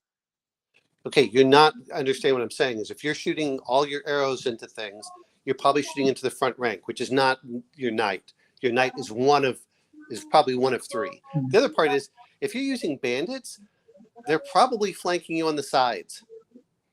And to be fair on this, the bandits don't want to have to fight any more than anything else. If you suddenly come in and they said, hey, throw down your gold and your weapons and we'll let you live. That's what a lot of them do. Okay, we've let you go on your merry way. None of us took any damage. We get the money and we're leaving. And the players can do the same thing whenever they're fighting too. But I agree with you. I've just never seen either thing happen in practice The Is players that a have given bet? the opportunity to surrender their money, say "fuck you," and the monsters never, uh, vice versa. Mind you, I've done both as a GM, and I've obviously GM'd more than I've played. Yeah. And when I played, I never see some of these tactics that we talk about, and it's mostly with you know supposedly experienced GMs that have been playing, long ass time. They just go in for, you know, trading, Well, is blows that a back and problem with forth. the? Well, to me, that's the problem. A lot of times is now you're just training the players to automatically just fight. If they suddenly go over, and let's be honest, if you're going in there and you have, let's assume that you have 10 in your group. Now we're going to say 4 to 6 PCs and the rest are hirelings. And they face off against, you know, 15 hobgoblins. And the person says, hail or whatever. The hobgoblins may be like, can we take him? Maybe, but we're going to lose a lot of people. Do I want to do this? And the players should be thinking the same thing. But again, with the bandits, you're right. If the players choose to fight in that situation, and they get a TPK, it's like, look, you guys could have surrendered your money. You could have. And they said, well, now if I'm a DM and I kill off We the were first players, level. We didn't have any. We spent it all on hirelings. well, you know what? That's fair. At a certain point, it's like, but let's be honest too. It's just like in real life. Most things look over and like, do I want to take on a group of 15 to 20 guys? They're like, maybe not. They'll look for easy picking. So what they may do is like, hey, I know that And there's of some course, as bandits. soon as they run, um, 9 times out of 10, whatever you're running from is going to give chase. And if they Uh, don't give chase, they're going to shoot you in the back where it's easier to fight and stop you and take your stuff. it depends on what the goal is. But I'm saying on average, you're looking over and like, do I really want to do this? Let's be honest. They're not generally going to be attacking you if you have a Why? large enough group. Why? If the, There's 6 of you. You come across a group of anything with missile weapons. They tell you, give us your money or your gold, and the party says no and tries to run. Why would they not shoot you? no, I'm not saying they won't shoot you at that point, but it's the same thing of if you're going to go fight a rust monster, um, throw down some money, throw down something. That's what they're Sure, there for. sure. When you're talking about a lot of brigands, you're talking about 0 level When was the characters. last time you bumped into a rust monster? I think I've done it twice in my entire player experience. I think that rust monsters should be used more often. To be fair, I and agree. eh, you know, well, I'll tell you the scariest thing for players. I don't know about you, but a carrion crawler gets like 8 attacks, and I'm just like, holy crap! And it's like, well, how are we going to do this? How are we going to separate it out? And again, if you have 10 archers and I see 3 guys in front, I'm probably going to roll 3 against each and 1 against 4. That's how I'm going to roll for the attacks. And that's still, I mean, that can still kill you. Don't get me wrong. But, Yeah, I don't see a creature with multiple attacks splitting up its attacks. well, and you're trying to talk about Overbear. Overbear doesn't have too much in there. And the other part is man, kobolds don't have high morale. So, they're going to do a little trap. The other problem I had with Tucker's kobolds is I looked Right. at what the players were having, and I went, "Why didn't they clear out the Tucker's kobolds? I would have cast a cloud kill because they had like an 11th level magic user or 12th level Yeah, magic user. Cloud Kill is not the great spell you think it is. It only moves like 10 feet around and only lasts a round per level. It's actually a pretty good spell if you want to clear things out of warrens. Not an AD&D. It actually is a shitty spell. No. What I'm saying is, if I It want to really clear is. someone out of tunnels, it's a pretty damn good spell. No, Um, because what happens is everybody runs away from it, outrunning it like by leaps and bounds because it moves 10 feet around. yes, I And know, in, but in most two kobolds rounds, aren't going they've to. outrun. In 2 rounds, they've outrun as far as they've run farther than the Cloud Kill spell will move at 10th level. Okay, you're missing my point. is it still will kill anything in the tunnels if they go into a warren and get trapped. And the other thing is most of them probably are not familiar with seeing a cloud kill because you're talking about monsters that probably are not used to dealing with 12th level characters. That's one. The other thing I would have done is I would have cast Shrink and Fly on the fighter. The fighter gets one attack per, if it's a less than one hit die creature, which means he moves faster than the kobolds and he's flying through those tunnels. He's going to slaughter kobolds left and right. I mean, that would have been pretty easy. That's what gets me about it is these are things that you can do. That's why I'm saying is if you are going over and you suddenly face off against, if you're going to treat this like you're going to fight in a open pitch battle between two armies, you've already lost in most cases if you're low level. That's not the way you're supposed to be fighting. But that said is, if I outnumber them or it's close enough, they're probably not going to mess with you. And if I'm teaching players that I'm going to automatically kill them if they give up their stuff, they're never going to surrender. Hey, guess what? You gave up your money. Move along your way. Thank you. Yeah, very but much. see, I mean, they have a. I mean, okay. The party meets a group of whatever. The group of whatever says, give up your stuff and we'll let you live. Okay, Yeah. throw down your weapons and your money and we'll let you live. And the party does that. And then the freaking evil freaking monsters that said do that, then just like kill them. Why wouldn't they just kill them? They're now defenseless. Their weapons are on the ground. If you're doing that, then you're teaching your players never to surrender, never to talk. I mean, just being fair for this. I understand that, but why?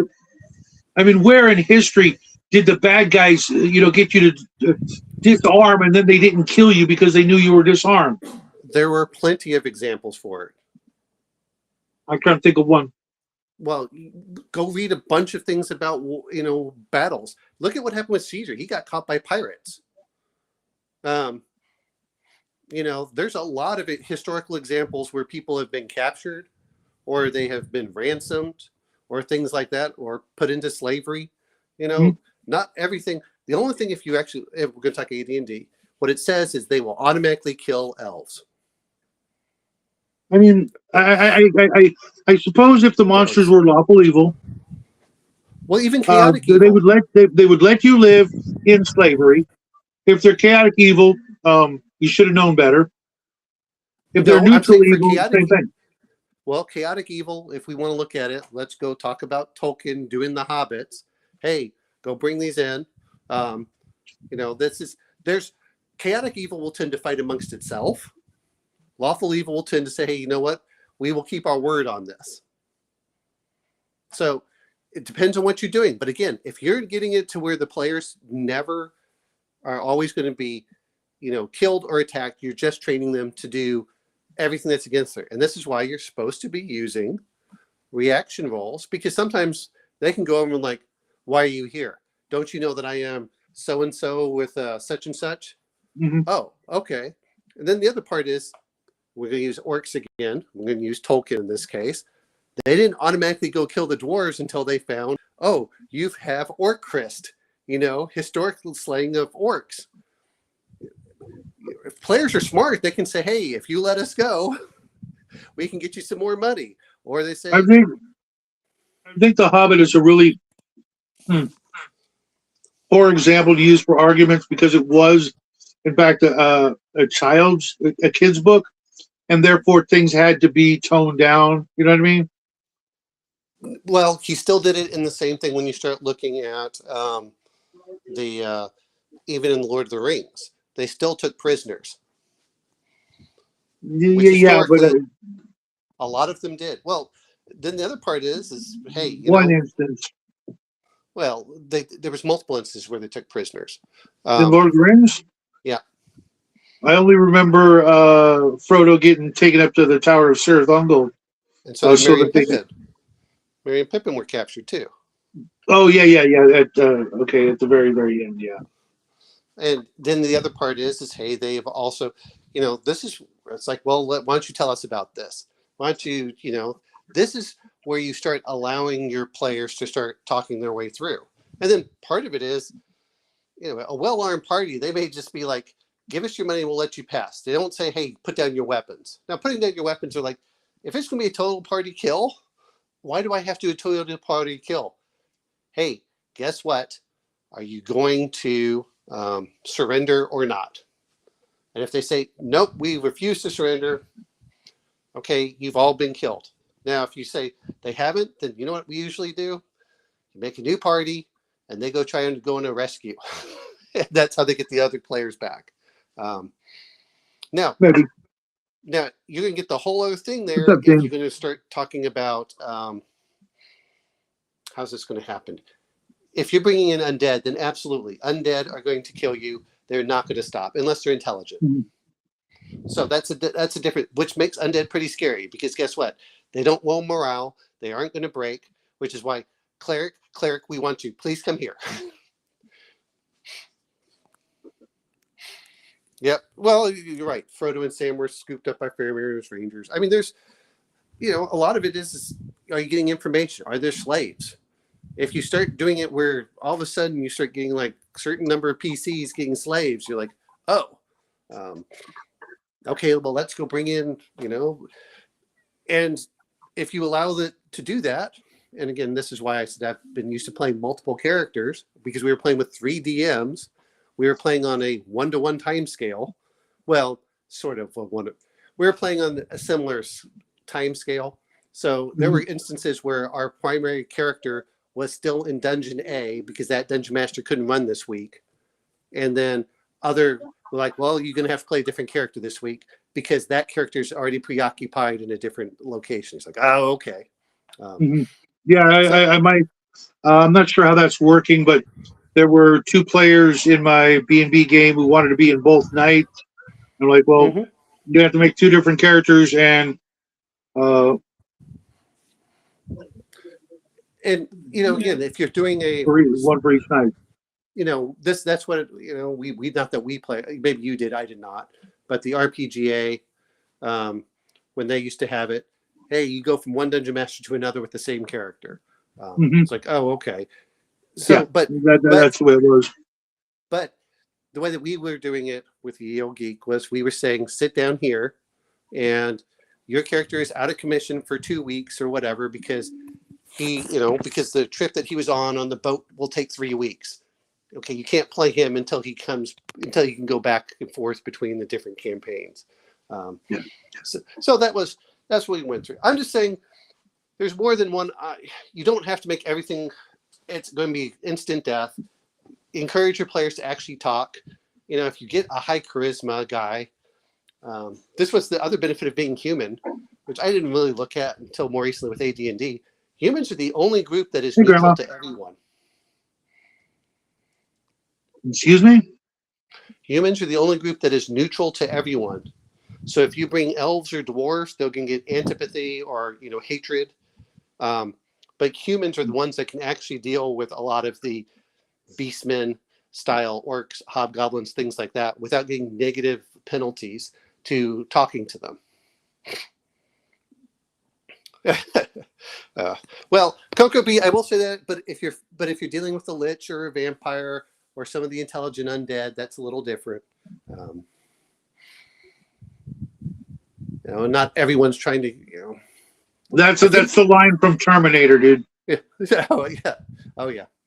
Well, yeah. That's Thanks, it's an Coco. automaton too. It's like you're fighting a iron golem. Yeah, he's not going to stop. Nope. I was just reading a book that Bo recommended me last night, and there were some really, really interesting ones in there. What was that book, Bo? Creature catalog or something for BX. I had a really good one which I liked, which is. And you're right; it is really expensive on eBay. $40 for a BX supplement. That's too much. That's way too. And then I went on the high seas and found it for free. Matter of fact, it's still saved on my computer because I'm not gonna, I'm gonna go through it and steal some ideas. And, Well, I like this one, and yeah, it's a bit more expensive for it, but I enjoyed the stuff that he's been doing with this. which gives a bunch of different options in there, including if you want to play King Kong. It's how you have the white ape. He Sure, includes sure, one of sure. them that's in there. So there's a lot of different variations, which I like. Um, and that was the Advanced Beast Bestiary Volume 1, 2, and I ordered 3 as well. Yeah, because I'm actually making up some monsters for B&B because there's I think there's exactly 100 monsters, and some of them have variations, obviously, etc.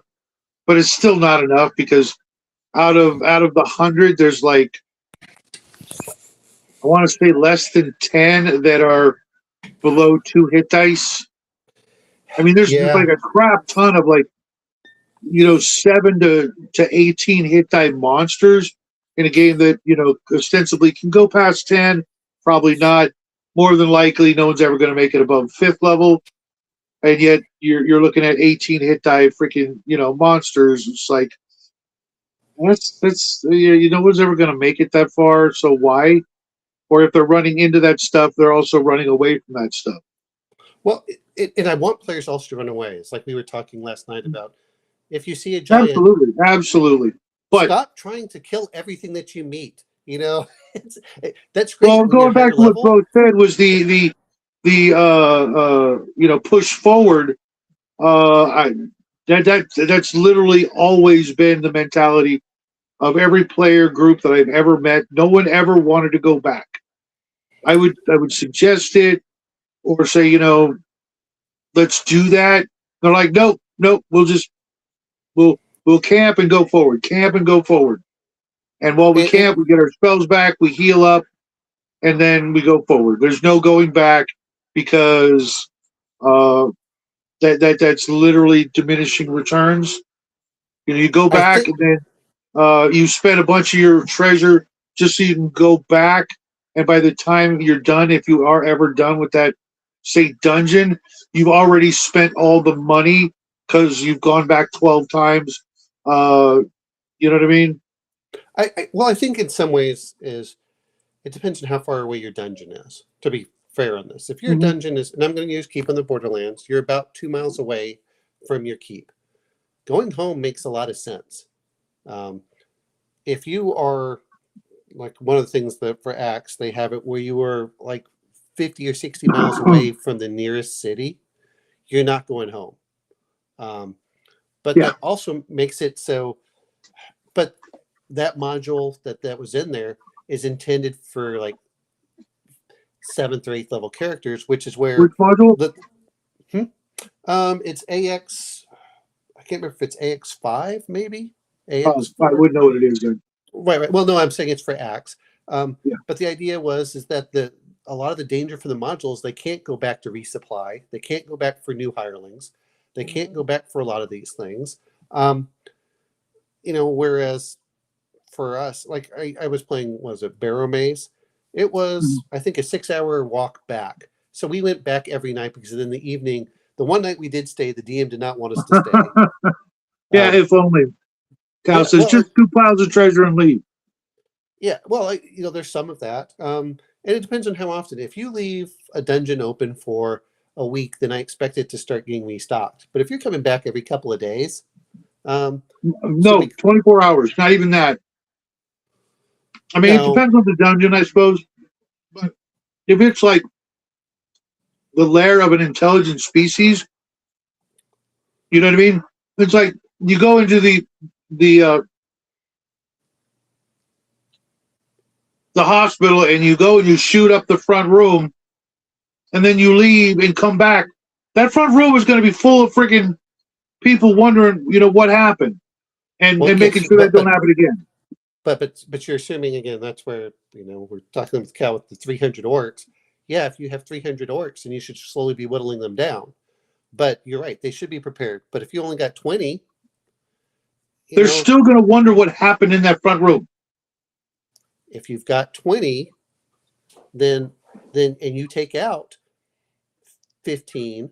But what they're just static. They just sit in their little No, room, you're not understanding what I'm saying. Is 27B. how many are actually there? What I'm saying is that if you start, they're not going to restock. It's not like all of a sudden they're just going to come back. If you have 20 of I'm them, not saying you're going to have 20. restocked. I'm saying uh, resituated. They should resituate. To be fair, they should. Yeah, But this yeah, is that's what I'm where saying. I'm not saying that they just, they're not, GW orcs where they just start sprouting and making more. You got 20 orcs, players come in, kill 6 of them. The rest of them are going to wonder what the frick just killed them. Leave some more in the front room. Maybe make sure they're a little bit more paying attention and more awake. They hear some noises. They call for the other, 10 or 12 of them. And then when you walk in the front room, they just freaking, fall on you and dogpile. that's what they should be doing. Yes. I mean but And that's that's why, where I'm trying to say hey, what's up, is Daryl? that's why I'm trying to say is when we're Or, going or, back or, and or forth over even this. funnier, like Daryl says here, gosh, Yep. you go in the first couple of rooms, you kill a couple of orcs, you come back, and some other adventuring party has cleared out the dungeon.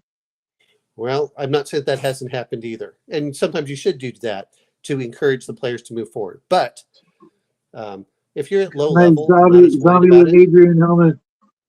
Oh, okay, James. I thought yeah. you were talking about Adrian. I was like, who the fuck is Adrian? Again, just because there's some And carrion there, they're and going to yes, probably new do critters it. should come in. I mean, yeah. It depends on what Maybe you're doing. even Is on an how hourly tough are you trying to basis. make the dungeon? Are you trying to set Pardon? up so a dragon's always coming in when you're like first level? Well, then you're getting a problem. But if you're just getting over where they're like, yeah, they should react accordingly. But Mhm. with a lot of the carrion, what are you looking at? Probably some dogs. You might be looking at a few other things. If you have competing parties, again, And yes, dead players should body. know if there's going to be. Yeah. Grandma makes a great point. You go into the first room of a dungeon and you kill a bunch of orcs. Those dead bodies are going to attract some monsters that eat dead bodies, like the carrion crawlers, etc. Now instead of there being orcs in that room, there's a carrion crawler or several fighting over Well, the last dead orc that you killed, a couple of days ago. you can, if you really want to do it, is now all the orcs are dead because they attracted the carrion crawlers, and now they have to fight a couple carrion crawlers. You do some of that, but I'm trying not to say that you don't say, you know what, it's going to be the largest stuff in there. Rats, a lot of animals retreat, like you said, with fire and things. It's like, look, okay, you see a couple of rats, dogs eat a lot of human bodies, or they do Yep. what like ants do, which is they drag the bodies outside and they move them away from the nest. Mm-hmm. And then what are they going to do? Are they going to barricade themselves in? Sure, they will. But you want to know something that's even easier if you do that? Is you come in and say, we're the group that came in last time. Either surrender or we're going to burn you out. You're like, well, okay, we might surrender and leave. Then you start haggling back and forth. Okay, fine. You leave. We're going to come in, and it's that. That's not any different than what would happen with a lot of sieges historically. Um, but it encourages the players not necessarily to kill every monster in there. It's like, hey, do you want to survive? Mm-hmm. Leave us your treasure and get the hell out. Okay, fine. um, But that's kind of dumb too. why? What are the orcs going to do when they leave? Well, they're probably going to do whatever they're going to do. Look, do your players want to They're have to probably fight going to find the everything? next victims, Well, that's true. But guess what? Do and you that want could to be the be, town you came from. well, you could be dead. That's the whole thing is, hey, you always are going to have to risk. But are you going to try clearing everything out? If you're going to try clearing everything out, then don't be surprised when you end up dead. Get out there. Um, that's what part of it comes down to. Is you're going to sometimes have to make agreements. You know what can also happen if you're going to do it later is those orcs. If you really want to create a story, the orcs were a scouting party for something up ahead. You have now displaced them. They go back home, and when you're like 5th or 6th level, all of a sudden you find out the orc army. And then the other part is, and this is where I was joking about it, but I am such and such orc slayer. fear before me because I have slaughtered, dozens of your comrades. You're like, oh yeah, okay, we'll leave. Thanks. Yeah, exactly. So but that's what I wanted to do. Whenever we're talking about these things, is you want to kind of have a living dungeon, but it doesn't have to necessarily be that it's completely punishing. But yeah, if you're going to leave him in there alone for a long period of time, it's just going to get worse. But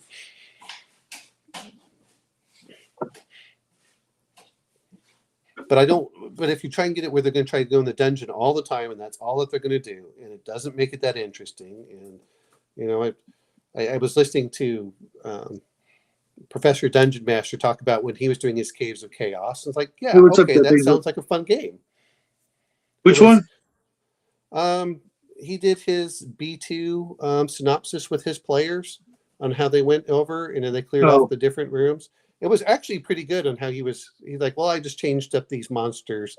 So they had the same stats, but I started making humanoid cannibals instead of this. And they did that, they don't have to know what the monster is. You just make them look hey, look, guess what? This is an orc, but we're going to change it to a cannibalistic humanoid.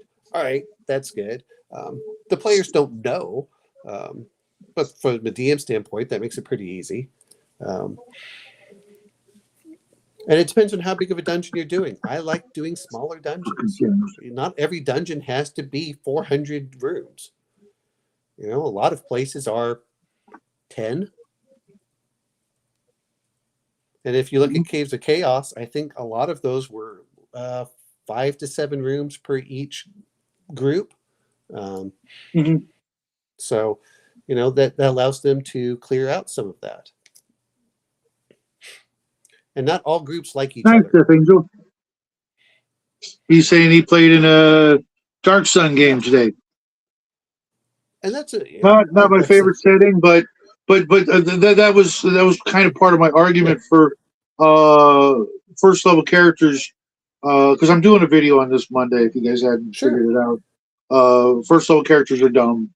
The concept that first level farm boys and inept magic users are going to be even allowed outside their freaking village or town or what have you.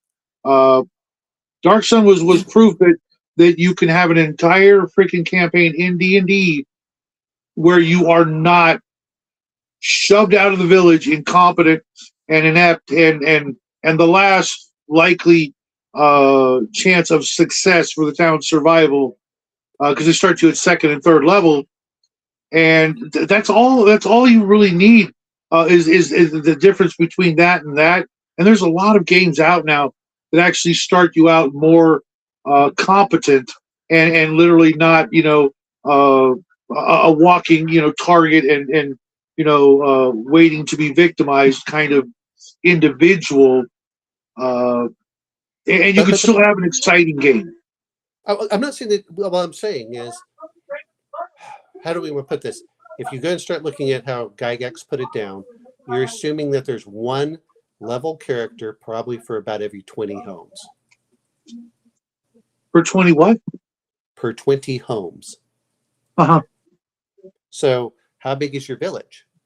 When you start adding that up, you start finding out real fast that there's a reason they let adventurers do it, because there aren't enough first level characters or level characters to handle anything beyond it. There just aren't. Now, again, if your village is being attacked, that's different. But a lot of times the players are going out, and I like using Borderlands on this, which is usually if your town's big enough to have a thieves guild, some sort of magic school, a temple, and a town militia to where your fighter character came from, you're talking hundreds and hundreds of people that are living in that area. Yeah, you're talking thousands of people for that city, but that's not where the players are. The players aren't. Why would the players be over there? That's civilized. There's nothing out. They're not going for the civilized. Yeah, well, a lot of campaigns start out in areas that aren't East Bumfuck Egypt, and they have a thieves guild. They have multiple competing temples. They have a standing army. and they have like an actual mages school. Yeah, but why? Where would they go to And there's adventure? still plenty of well, because Where would they go adventure? what Where would they go adventure? like 100 miles away, there's a for an old castle that's now in ruins, or there's a wizard's tower that's been abandoned, or the Okay, caves of chaos, or whatever. It doesn't. There I'm obviously there's not going to be a dungeon, 2 miles away from town where all the kids go and play and hang out and smoke weed. No, it's going to be a journey, well, well, well, right? well. Okay, now we're getting two different things, which is this is why I say the Borderlands is you have stopped going from if you're 100 miles away. How many days of travel that is that? That is probably Depends on whether there's a road, a path, on horseback, etc. Right? right. But if you're starting to look at this, now you're way beyond your need for help and things like that. That's what I'm referring to is you're starting to look at that point, I would expect characters to be doing that at higher levels. And for me, the keep on the Borderlands is like kind of I've run it twice in my life. I've played through it once, and not every first level party needs to go through the Keep on the Borderlands for it to be a first level game. I'm not Uh, saying that. I'm not saying that. What I'm trying to say is, and we're looking at. I think that we're looking at two different expectations. The reason I use the Borderlands is this is the area where the danger is. This is the area where the adventure is. This is the area where um, the players know that there's Take care, danger. Mike. And the reason I like using, and we say keep in the Borderlands, it could be a border fort. It could be anything like that. Um, that's what you should be doing. If there is, you're going to go rest and recoup, but you're not going to get your equipment. You're not going to find your thieves guild. You're not going to find your mages guild. And if you're lucky, you're going to find a small temple, which, if you Exactly. really want to do it, is maybe it has a first or second level cleric in there. Nothing really high.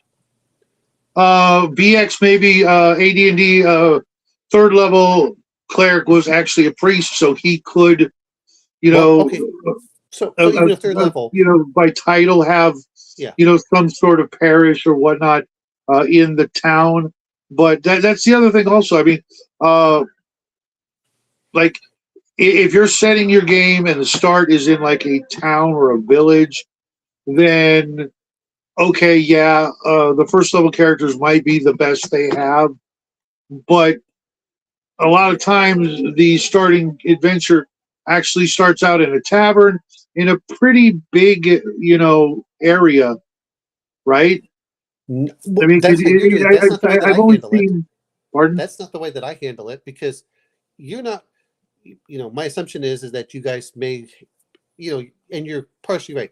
Hey, look, you came from a large town. You were going to the keep, or we're going to say the border. I'm going to say, when I say keep on the borderlands, you're really going into the border areas because that's where they need adventures. That's where you're going to make your gold. That's where you're going to make your money. Because if you stay over here, you're going to stay as maybe that first level fighter, and maybe after 10 years, you might make sergeant. Maybe Mhm. after 20 years, you make captain. You're like third level, Maybe. and that's great. No character's like, oh yeah, that's what I want to do. This is why, when you're talking about danger, this is why people went to the Crusades. This is why people went over to the New Mhm. World for the Spanish. I mean, when you look at the horrendous losses that are going on in a lot of these areas, it's an expeditionary force. That's what you're kind of Could be. doing. And, Could and be. well, I'm just saying this is why when you have the players is, and you're right. If he does come in, it's like, hey, there's a third level fighter. He's like, look, I am taxed here. I have to deal with incursions. We can't go across. And the reason I like when I say the river is that's the border. The river's the border. If you cross over there, we can't come and help you. That is beyond help. Now you may not have to go very far to go meet stuff, but that's dangerous. That's where you can go through, and you may meet some brigands and stuff. But you know how big are your brigand groups? They shouldn't be that large in most cases. And a lot of them are they want some money. Give us your money and move on. Okay, One fine. year of your life.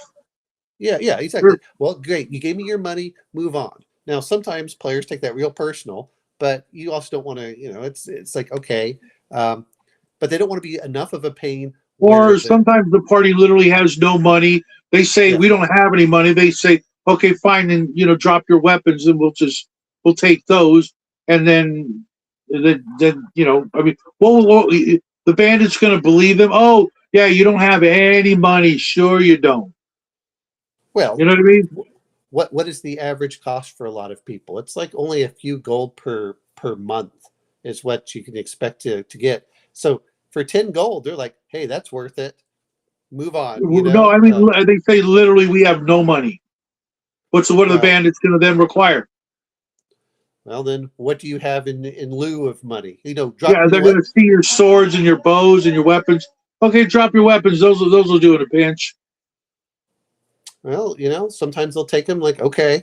And then you've But just emasculated and nullified the party's ability to literally ever be anything. They go back home, emasculated, weaponless, and no ability to ever get their stuff back. well, no, they have a chance of getting their stuff back. That tends to get Yeah, them yeah, pretty yeah. They angry can about join the things. military, and in 20 years, they have enough money to buy a bow or a sword. Or, hey, guess what? We're going to do this. We need this. A lot of them Yeah. will do. There are like a certain number of, hey, if you can go pull them out. But are you trying? The question is how much are you trying to like hurt the players? To me, I'd rather players make bad decisions and their decisions hurt them, rather than me trying to make everything What's where, up, Matt? oh, whatever you're going to do, that's going to be the problem. And I do believe that Mhm. dragons should be far away from, you know, Oh, absolutely. that's Not only that, I mean, either like everybody knows that one dragon that lives up on that big mountain, the yeah. volcano or whatever, or nobody knows where they are. Period. Kind of, I mean, if you look and at like, you don't find out about them until you start going up in levels, and you find out, oh well, there's supposedly one in that forest. There's supposedly one in those swamps, things like that.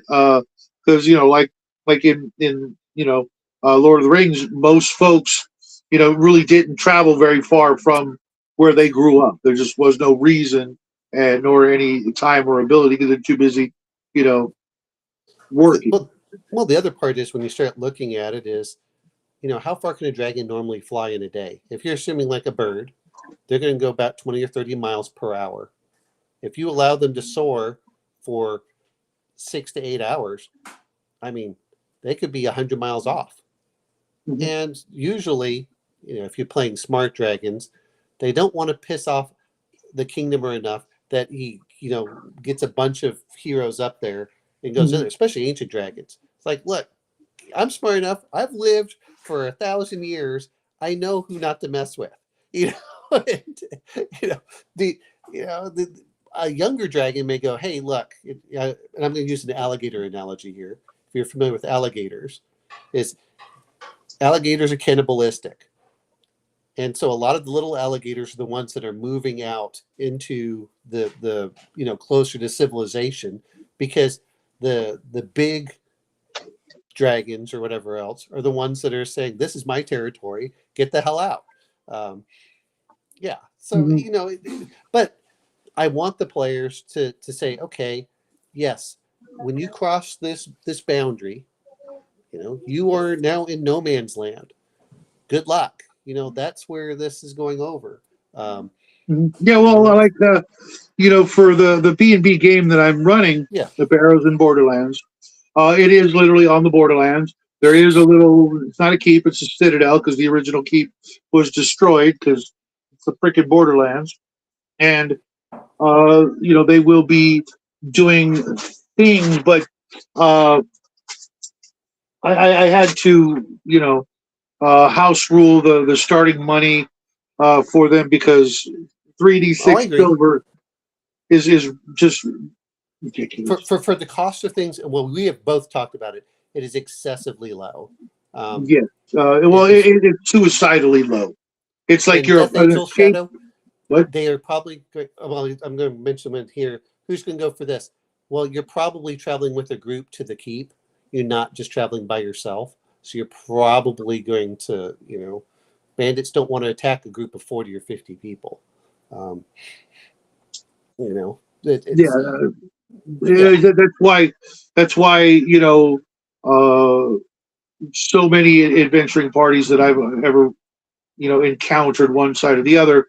They literally at first level feel like they have to fight everything, uh, because running away from a combat gets you no XP. Yes, you live, but if all you're going to do is run and run and run until finally come across, some monster with a broken leg and he's already missing half the hit points, and you come in and finish him off, and now you finally, got some experience points. It's literally just, we'll see who lives and who doesn't, and the only way to, get XP is at that level is to kill shit because there Well, is no so treasure just lying around that you can steal. You got to go in the dungeon. To go in the dungeon, you got to kill the things in front of the treasure to get the treasure, and then make your way home. well, you can negotiate, you can threaten, you can AP duty for the cajole. win. But there's a lot of things for the other part of whenever you're starting to get out there is the players are going to there are bounties that can be out there. It's not that they won't have fights, but they should be picking smart fights. And again, I don't believe in doing massive dungeons a lot of times for low level players. Um, Unless it's going to be, hey, look, if you're going to do a tower or something like that, it's okay, guys. We want you to come back to town every so often. Hold on a second, Yeah. Grandma. I freaking love that game, Fight Magic. I had it for the Sega Master System. The game was so good for its time. I tried playing it a couple of years ago, and it was ass. It was so awful in a certain way.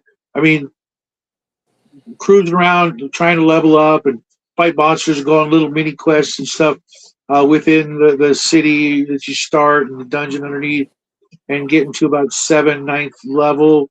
But as soon as you go outside, oh dear God, it was nightmarish for someone who does not want to freaking sit there with a pad of graph paper and draw each little square as you move. Oh my God! See, Then I got I'll mention one thing when you're talking about XP. I remember playing in some games where I got like 50 XP for the night. I remember other times I got like 1,000 for the night. It depended, or I'd say morning actually. It just depended on when I yeah. was playing. Like I remember one time I was like, you know what, I don't feel like playing this morning. I said, okay. And that was the game that everyone got like 2,000 experience points. Like, God damn it. You know, Uh-huh.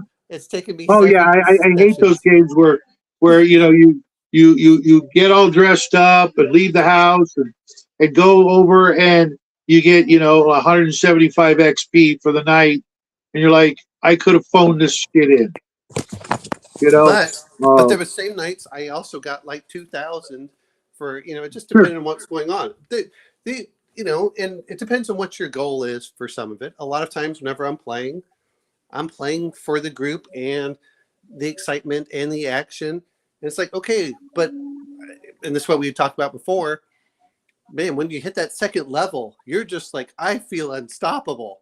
Doesn't mean you are unstoppable, but you get that. And same thing with third level. And the sad thing is it takes the same amount of experience points to go from first level to second level as it does from second to third. And second to No, I'm third not, is bro. much faster. Um, but yeah, but it's what type of experience you're going for. And like you said, you've been through that. I've been through that a lot of times. I Mhm. would rather start at third level because I can go deal with more complex things and move forward Well, faster. Yeah. my main thinking these days has been one, I don't really want to play teenager because something about that feels like lame. You know, I'm almost 60. Yeah. Playing 35-year-old, someone who's been around, done a few things, not trying to relive someone else's childhood kind of thing. That's why I like Travelers so much because you literally get to decide uh, who and what you're running and how successful and how educated and how experienced they are. And within that system, as well as our good friend Doc's game, uh, Age of Blood and Iron, uh, it doesn't matter because you can run the two characters, the farm boy, the Han Solo, and the Obi-Wan Kenobi, and there is no discrepancy. There's huge discrepancy in hit points, a little in skill and ability, but you can still have them hang out. And Well, they it's are. not like it's not like you're carrying the first level character until they get to, third or fifth or whatever level the party's at. They're just there and they're trying to make do with the best they can. It's just like in war, you've got people in different age, portions of their life, all fighting on the front lines, and they're not like just putting all the 10th level guys over here, the first level guys over there. They're being led. You've got the first level guys being led by a third level guy, who's being led by a fourth level guy, being led by a seventh level guy. You see what I'm saying? And for Well, we played that. first level groups, it seems that you would, a better story would include someone who's higher level than the rest to sort of guide them and help them and maybe even lead them to where they're supposed to go, kind of like So Gandalf, but not quite that powerful, because that's, then why do you even need the party? because Gandalf can just Gandalf go in is and fire. fifth level character, if that that's Well, unless you, hey, what's up, Cody? Unless you take into the fact that he was an angel and he was really just holding back the entire time. well, I mean, a lot of it is that this is where I think that, again, when you're starting to go through some of this, the first level party is pretty hard. Once you get Oh up yeah, to, Grandma, it was a blast. I love that game. but once you get up to fifth or sixth level, and then he's farming the first level characters, which they kind of do. Sure. Yeah, yeah.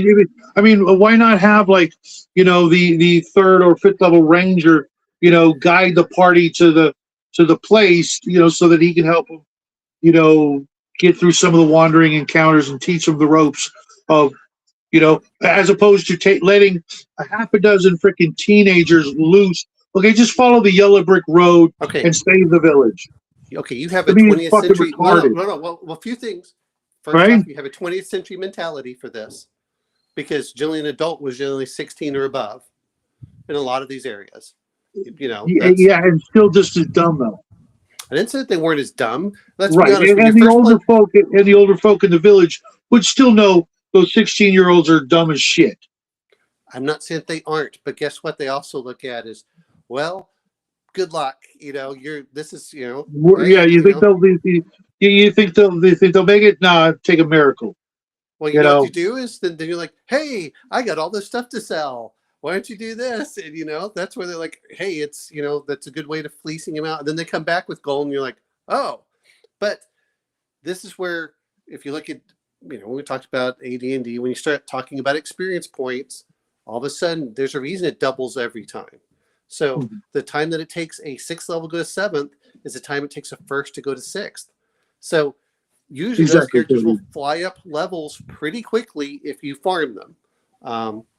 And I'm not. Nice Here's the cow. only reason that a lot of people don't like what you say is now you're leading the players by the nose on what they're going to do.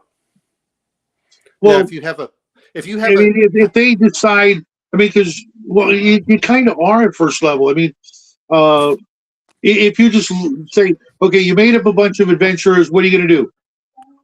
Okay, well, you're going to take you kind of got to guide them. They kind of have to be kind of on a railroad a certain amount, or at least once they make the decision on what they're going to do, then they are on a railroad. They decided to go into the caves of chaos. Well, it's the caves of chaos. I have to pull out the module. It is a railroad. What well, they do inside the railroad is up to them. They could just sit at the front doors and do nothing, or they can go in and enjoy the ride. well. I'm going to bring up the other part too, which is you have again. It depends on what the character. Right? If you have an experienced character, which I think a lot of us forget, is once you actually get that third or fourth level character with the party, like I don't mean an NPC, I mean a PC character, and you've been playing together for the whole time, then yeah, they're going to be leading them. Hey guys, this is what you're going to do. I will say as much as this is why the attrition at first level is so high, at low levels when they're first beginning to do it. What do you mean I'm supposed to hire hirelings? And I agree with you. When I was a kid, oh, we won't hire hirelings. Because I'm older, I'm like, how many do you have? Like, well, we've got like Well, 4 I've bookmen. never had any problem, but Yeah. I think Mac Thompson, who was in my AD&D game, is like, yeah, I don't want any NBCs coming with us. I don't want to share the treasure. Okay, Well, and then you wonder why they die. I mean, that's not. well, I mean, that's my point. Is or when you are start. are not as successful because they, having an extra magic user Yeah. who can cast an 11d6 fireball or lightning bolt can never stuck. Yeah, so you get a few less magic items because they get an equal share, but Well, you know me when I run yeah. NPCs and they're part of that situation, they pick last and they usually pick shit that nobody else was going to pick anyways, Well, just to be cool about it, because I don't care well, what the party has. what's supposed to happen with henchmen is, of course, you get the hirelings and say, hey, you know what, we'll give you some money for this. But then you say, okay, what's the share? And this is one thing I Those do like. part If you're a henchman, you you can. get half a share. Regular players get a full share. And then you say, okay, that's what goes in. And Well, how yeah. If they're actual henchmen, absolutely. If they're that's NPCs that have their own lives and have established their own, ability to kick ass, they're going to want an equal share. I'm not going to use a right. game mechanic, But you know what I the mean? play but Because they're not. but the players are picking to add them. As a DM, I'm not forcing it on them. Yeah, yeah. There's a difference between the two. Is and you're right. If the player's like, well, I don't want to do any loot sharing. Well, okay, then especially at low level. And this is one thing I thought that was interesting is, a lot of times people used to tournament modules, and it says 6 to 8 characters Hmm. of such and such level, and you're going, okay, but if you start looking at the DMG, it starts saying, oh, up to about 20. The Or party is not really if you're smart, okay. you go. It's 6 to 8 characters. Then you go look through the module Yeah, and look at the really cool magic items. There's like 5.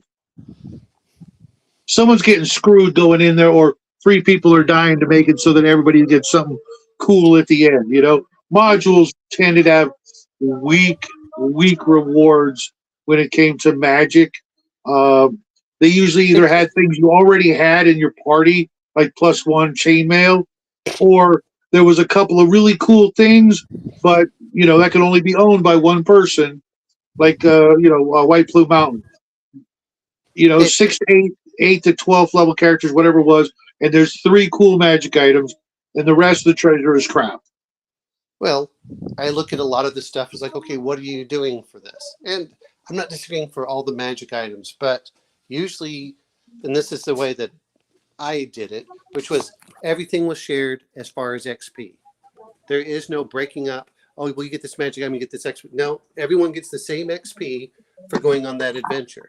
That said, is if you don't show up, then you don't get the experience at the same levels as everybody else does. Mhm. Um, Well, and I don't know. I mean, if your character yeah, does dick all, I don't think you should get an equal share.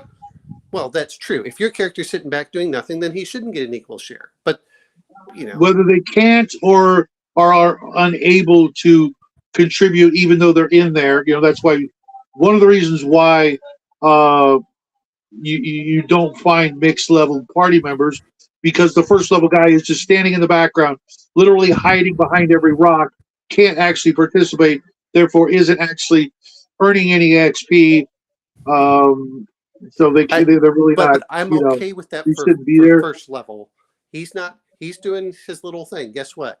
You can still Well, I mean, like practice a it. first level character in a 10th level party Well, shouldn't they be can. there, and if he is, he's not getting any XP because he No. can't.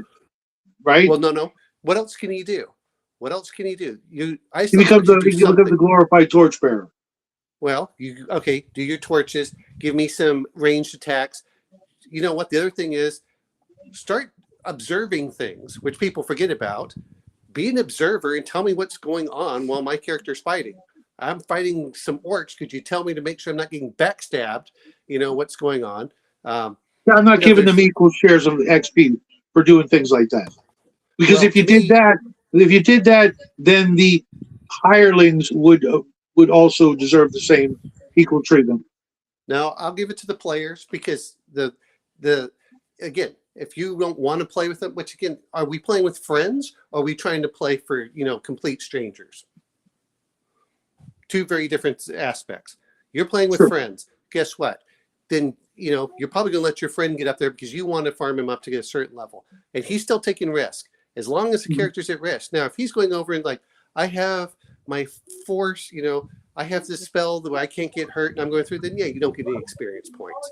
But if you're going over there, you're still taking risk. What was the perfect example was Hercules when he was chopping off the head of the Hydra. He had a henchman with him who was helping him burn off the heads. Yeah, but it's not exact. Obviously, Hercules is doing the heavy lifting, but Yeah. he's in just as much danger. And if anybody is in just as much danger and actually trying to inflict damage, then I consider that, kind of earning the same amount of XP. And if you're a torchbearer and you're doing the same shit, then there's a good chance you just earned 1,000 XP in this dungeon. That's more than enough to, maybe make you first level when you get back to town. You go back into a dungeon, do it again. Well, you're now, not a not a hireling. You're probably a henchman, or you're like, well, now I'm second level. Thanks for all the help. Thanks for this big stack of coin. I'm going to go adventuring on my own. Well, are you dealing with an NPC or PC? Those are Well, two the different things. NPC might decide that thanks to your charity and helping them out, they're going to go strike it out on their own. Well, that happens. Actually, if you look at the rules, it says which is where level drain really sucks. If the henchman ever goes above the player character, they leave. But but we're talking about player characters. You're farming player characters. You may farm henchmen too, to be fair, because if you AD&D, you can only get up to a third level henchman. Most of the time, I don't know anybody, Mac, who would really be okay with that. That only these guys get magic for all of the next couple of years. It's just those guys. It doesn't trickle down. It just seems like catering only to the players, and the players want it all. I don't like. Again, Mac doesn't like it, but if you look at it and you want to go through, you should be having as many henchmen as possible. You should be bringing in your hirelings. But like that would be like telling Gandalf he's not getting any cut. You know what I mean? He's not a PC. He's an NPC. But he doesn't get a cut. You're like, what? Well, he didn't get a cut for the dwarves. He didn't get a cut for the dwarves. Well, because he didn't want a cut. But somebody that powerful and competent and willing to help deserves a cut. If they so choose. Again, that's what it's coming down to. And right, and most of them would so choose. If you're going through it, am I going to be taking am I going to be taking a first level character into a 10th level dungeon? No. If we're going to go through, it's like, okay, guess what? We can go farm, 4th and 5th level dungeons a bit. You're going to advance fairly quickly. And then once you're useful, which is probably around 4th level, when you become a hero, okay, now we can take you down into the deeper dungeons. You're probably not going to die from a sneeze. And, if people are doing that, then that's why you bring in this. If you don't like it, and then I send you against something, and you're like, well, I didn't want to bring in the extra PCs. Well, that's your choice. That's your choice on how dangerous you want it to be. But I do believe that, and if you read the back of the player's handbook, talking for 1E, there should be if you're signing a contract, well, what is your share? If we're coming through with it, and guess what?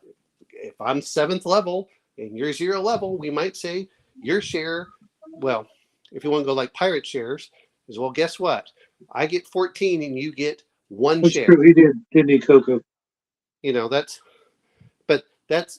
what you get, is you get your 0 level. Guess what? You get 1 share. The higher levels are going to get 2 times their level. All right. That's a fair share when you start looking at it. Not everything has to be perfectly 1-to-1.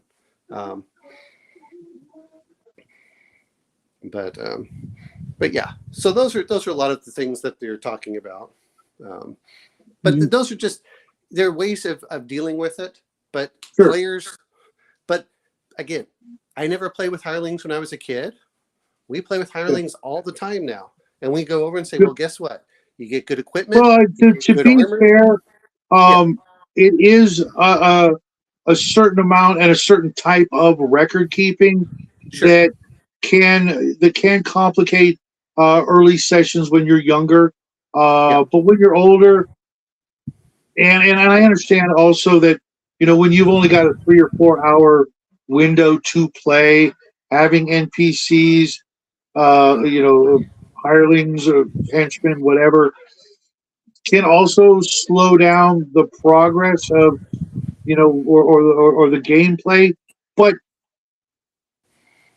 I really hate game worlds that feel like there's nobody in it but the player characters and the quest giver, and you might as well just be playing a video game. The world yeah. should No, be no. full of all kinds of people, and every one of those people in that world should want as much as the player characters themselves want. Shouldn't be like, yes, sir, you're better than me. You get everything. We get nothing but a couple of coins. Fuck that. They Well, wouldn't even hang out with the player. You'd suddenly be ostracized because you guys are the biggest tyrannical dicks around and want everything for yourself because you went out and did the right thing and saved us. You're now lording it over our heads. No, no. well. Everybody in the world should act the way people act, and they Yeah. usually act, you know, in their own self interest. And if magic items were real, there would not be a whole lot of people going, "Yeah, it's cool. I don't want any of that fancy, magic stuff. It's you guys have it all. We'll just Well, we'll just sit let's back be honest. here." If you're a hireling, you're not getting magic. Hey, this is what you're You'd getting. still That's what want you it. sign contract. You would Yeah, still just want because. it. Well, who cares if you want it? That's not part of your deal. You know what? Well, I could no, want an the GM's F-15 deal is to Strike make Eagle sure too. everybody I'm not getting the behaves F-15 accordingly. Strike Eagle, because because I'm not a pilot. That's, but yeah. Um, Right, Bo. well, this is the trick is you have to get everyone to buy in on it, and if you're bringing a Mhm. bunch of different people who have different ideas of playing, you're going to find that it's a non-cohesive group and it's not going to work as well. That's true with True. any game. If you're going to play Oh yeah, Traveler and you want one guy that wants to be an admiral and another guy that wants to be a trader, the two are probably going to be mutually incompatible. yeah. I mean, well, it depends. I mean, if he's retired, then no problem.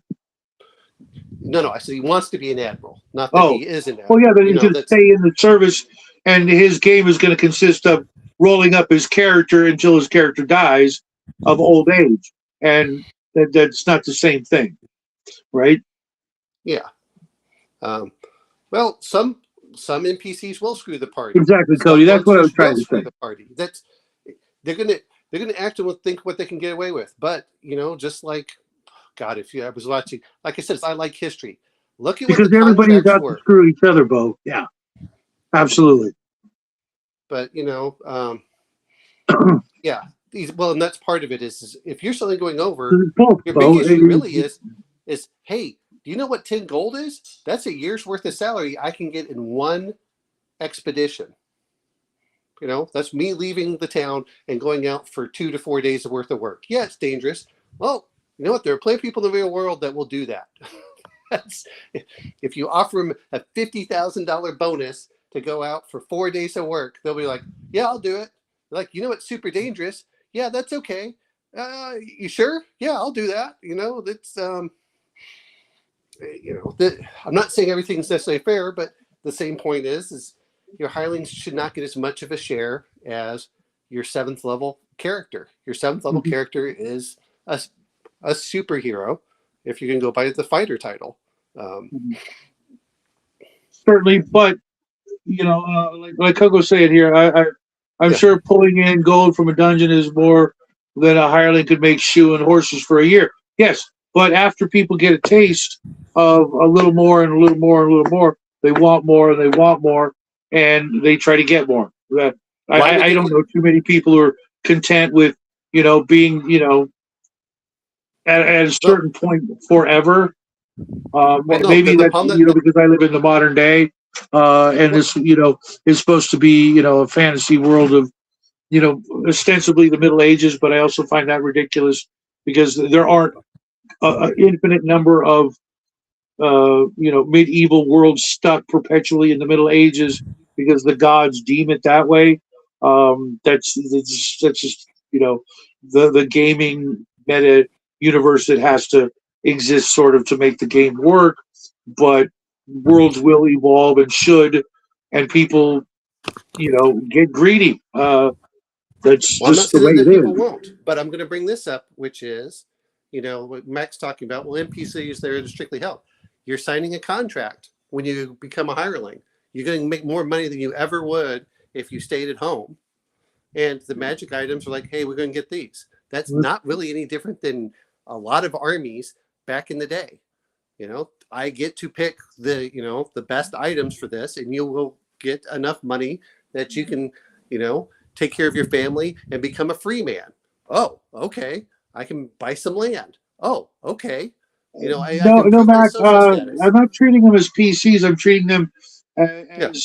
as individuals who have, if you put an NPC in the world that is, equal to or less than the same level as the PCs, Okay, and that's a they different aspect. I agree with you. That's a full share, but you're also a high enough level to right, get that full and share. no, but Mac didn't.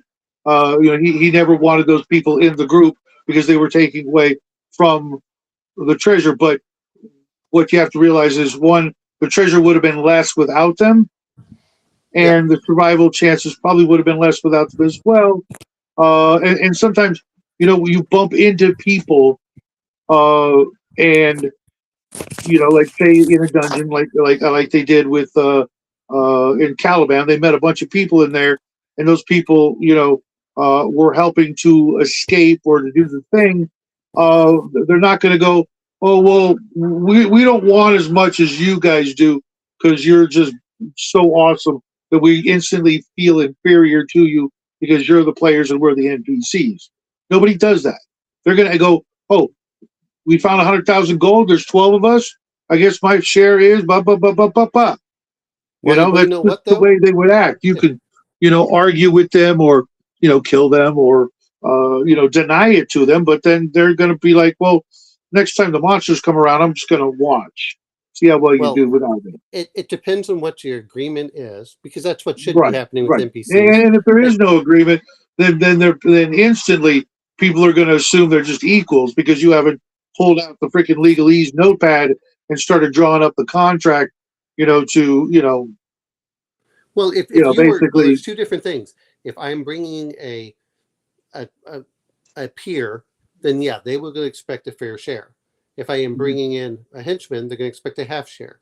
If I'm bringing in a hireling, they're going to expect money.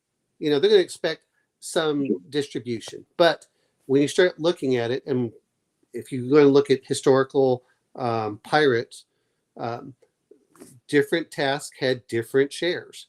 It's like if you were at the I bottom, know, you Matt. got like I this know, amount share, and then if you were at the higher level, you got greater share. but Um, then again, Mac, the world then ends up just being nothing but the player characters and the quest giver, and that's all that exists, and that's boring. The it, DM wants to play different roles, not just the here's your quest. I'll just type it up and not do any role playing myself. Just you know, never have a chance to do that. Never do that. Never throw in the odd wrench or the odd accent or the odd personality into the story. It's just all about you guys, and I might as well just give you here's the treasure. You won. well, this There has to be back and forth and ups and downs and indecision, not indecision. The unknown when you're dealing with people. Otherwise, it's just they're not us. We just kill everything and just go forward, and you well, become facilitating a side-scrolling, you know, not analog role-playing video game where they just kill, throw it in their backpack, kill, throw it in their backpack. No story. well, the other part To is, have a story, there's got to be other people, and not everybody in that story is going to be inferior to the party.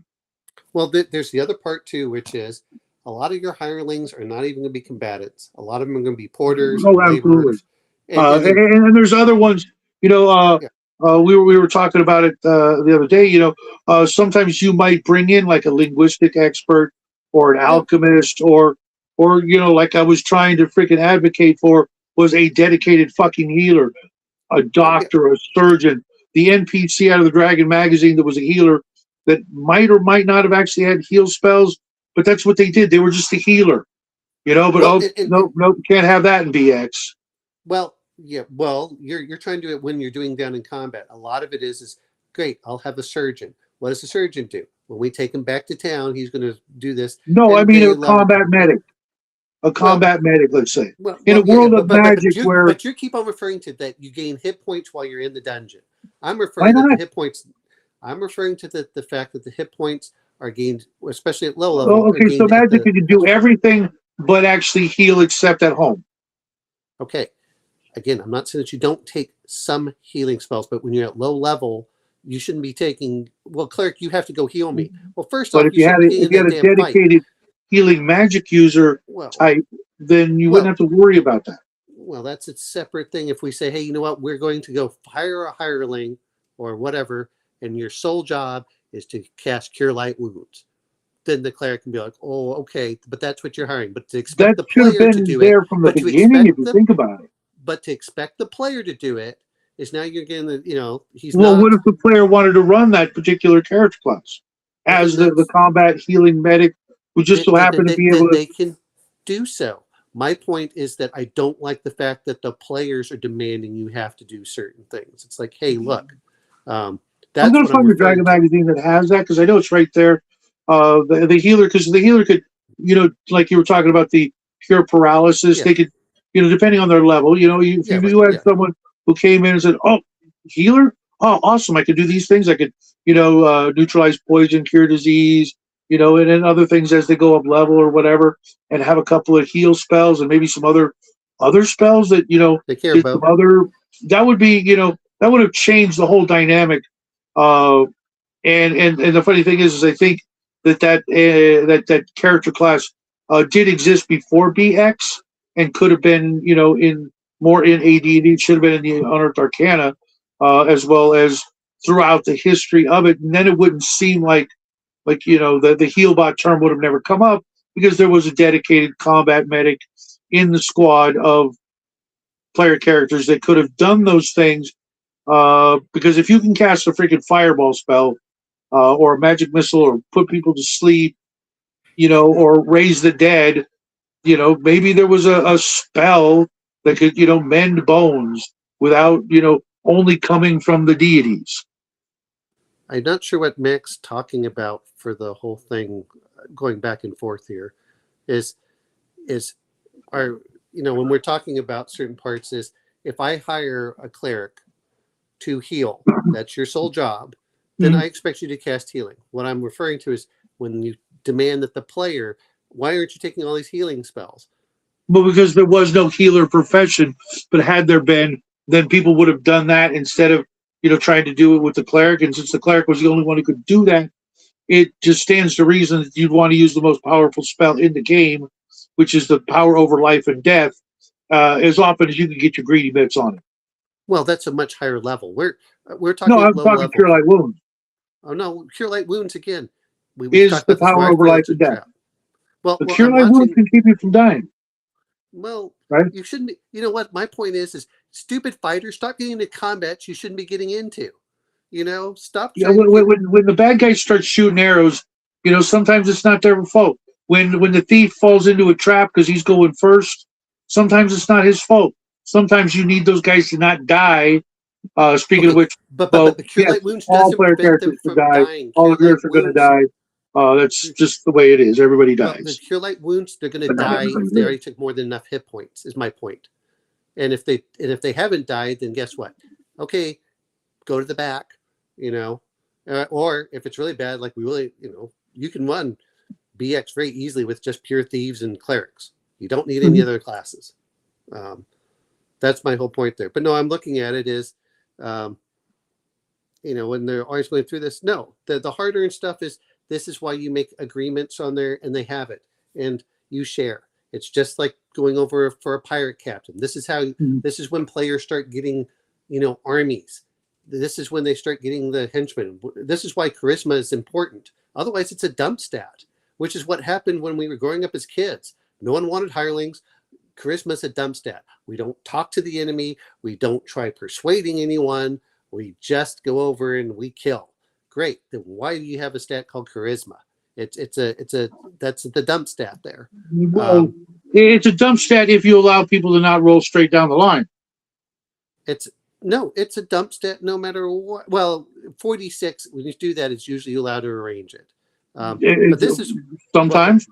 But well, if but you roll the other 3d6 point down the line, you don't get to choose. You get what you get. I And if understand, you happen to roll an but then you're 18 charisma invalidating and then a don't whole use it, stat. you're But an you're idiot. invalidating a whole stat if you aren't playing reaction rolls, you aren't playing henchmen, you're invalidating that morale. You've invalidated that whole stat, which at that Yeah, point I don't know removes anybody the who, I stat. mean, yeah, maybe some people who did that. But like I said, if you're rolling 3d6 down the line and you get that 18 charisma and you don't use it, then whose fault is that? Right? Well, well, okay, that's a different thing. If you're not using your charisma, that's your fault. What I'm saying is if the DM is not allowing you to use the charisma, they are not, you're not, then Well, I mean, how would you yeah. know if they're denying that? You never see the reaction rolls. You don't know if they're rolling the reaction rolls.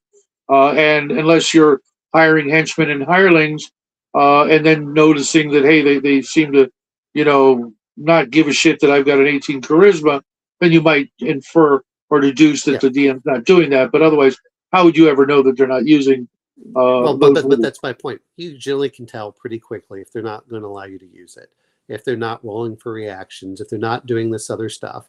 Um, the other point is, and when you this is where I think people forget about it when people are looking at why does the paladin have a charisma of 17?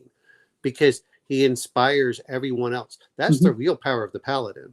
Is the Well, if you it used to be that way. Now I find that the paladin just pisses everybody off because they're a paladin, and well now the party can't do the evil shit that they were planning on doing because Fred over there wanted to play a paladin. well the point is hey, if it's a which one are they kicking out? But you know when you're making characters, the characters should all be pre-approved. I mean, come on. If you're gonna go They over should like all be rolled up at the same table at the same night at the same or time. or very similar, um, those are things that are getting that. That's my point. Is but go look at the reaction rolls. If you have a high charisma, and then you start having lawful, and then they have good in there, it's Hmm. I think like the paladin gets like what is that 175% morale or something. It's something like insane. Hmm. And if you're not playing with that, you're really neutering the paladin for that. I mean, it is nuts. And that's what I'm trying to go through. This is what is the party going for? If you're having hirelings, there's going to be an expected point of, yeah, you can get a share of treasure. Well, what's a share? That's the real question. What is a share? Are you can get magic items? No, you're a damn hireling. You know, it's if you're a henchman, you can get the hand-me-downs. Okay, fine. They're henchmen. They're going to be your friends, um, and you start adding them on. But then that's where you start getting into the much larger domain aspect What's of up, it. Cake? Is I think that's why I get so frustrated sometimes if people aren't, you know, if all we can do is just go in the dungeon all the time and just kill stuff, then the game gets pretty stale at a certain level. Um, you keep on talking about, you want them to get to create magic items, which I agree. Um, if at that point, and this is where I do like Axe doing it, you can do abstract That's dungeons. interesting, Send your Grandma. henchmen out to go clear dungeons. Hey guys, go clear this. I need these components from such and such. Instead, okay, DM rolls abstract. Okay, this is what happens. All right, great. Um, well, your henchman got captured and he's, or he died or something. What are you going to do? Well, let's go send an expedition to go reclaim his stuff or to, rescue him. Or, you know what? The orcs didn't kill him, but they want 50,000 gold. You're like, son of a bitch. Here you go.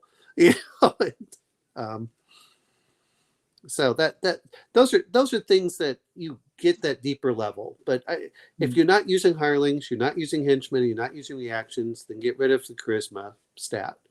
Is my view on that.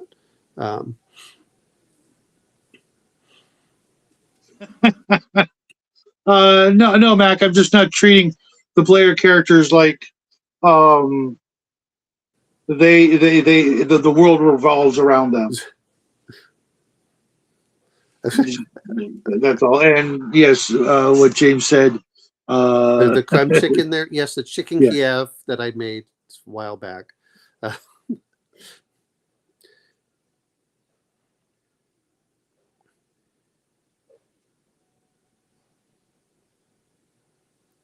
I don't know where that. Yeah, I'm not sure what you're trying to say there, Mac. That's A DM's job is to do all those things and juggle them as best they can. And I usually let the players play the henchmen unless they're going to do something detrimental, and then we'll start talking about rolling morale and leadership and stuff like that. And, if you really want to, hey Bob, you're the torchbearer. I'll give you an extra 20 gold if you go out ahead. Make that 30. Okay, yeah, 30 gold. Run out in front. So those are things that No worries, Mac. Yeah. Matter of fact, I'm going to have to skedaddle in a few minutes. Got church tomorrow morning. No, I think that we've said what we meant to. It's just different. I'm still gonna rattle on Monday morning about why I think first level characters are dumb. Because I think it's great when the hobby first began, and we didn't know any better. But with the invention of game like Traveler and a few other games, playing the every time I roll up a character, they're a third my age, and quite possibly in every single possible way less awesome than I am. To me, just feels like so I'm going to bring this up, cringy. Which is I don't know if that makes any sense. I'm going to bring up two things that you're going through here. That's one of the reasons I like skill-based games. For that. I don't think that the first level is so much.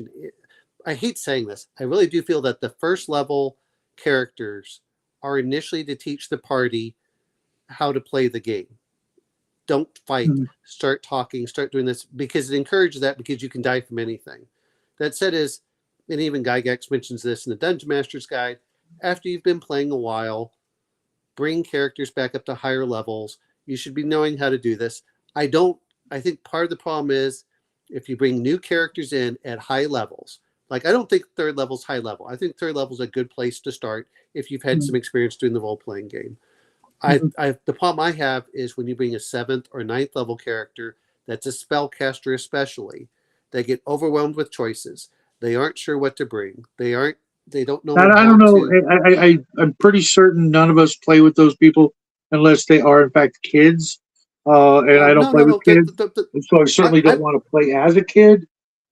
But no, I've played with people that are new to the game. We talk about bringing new people into the hobby.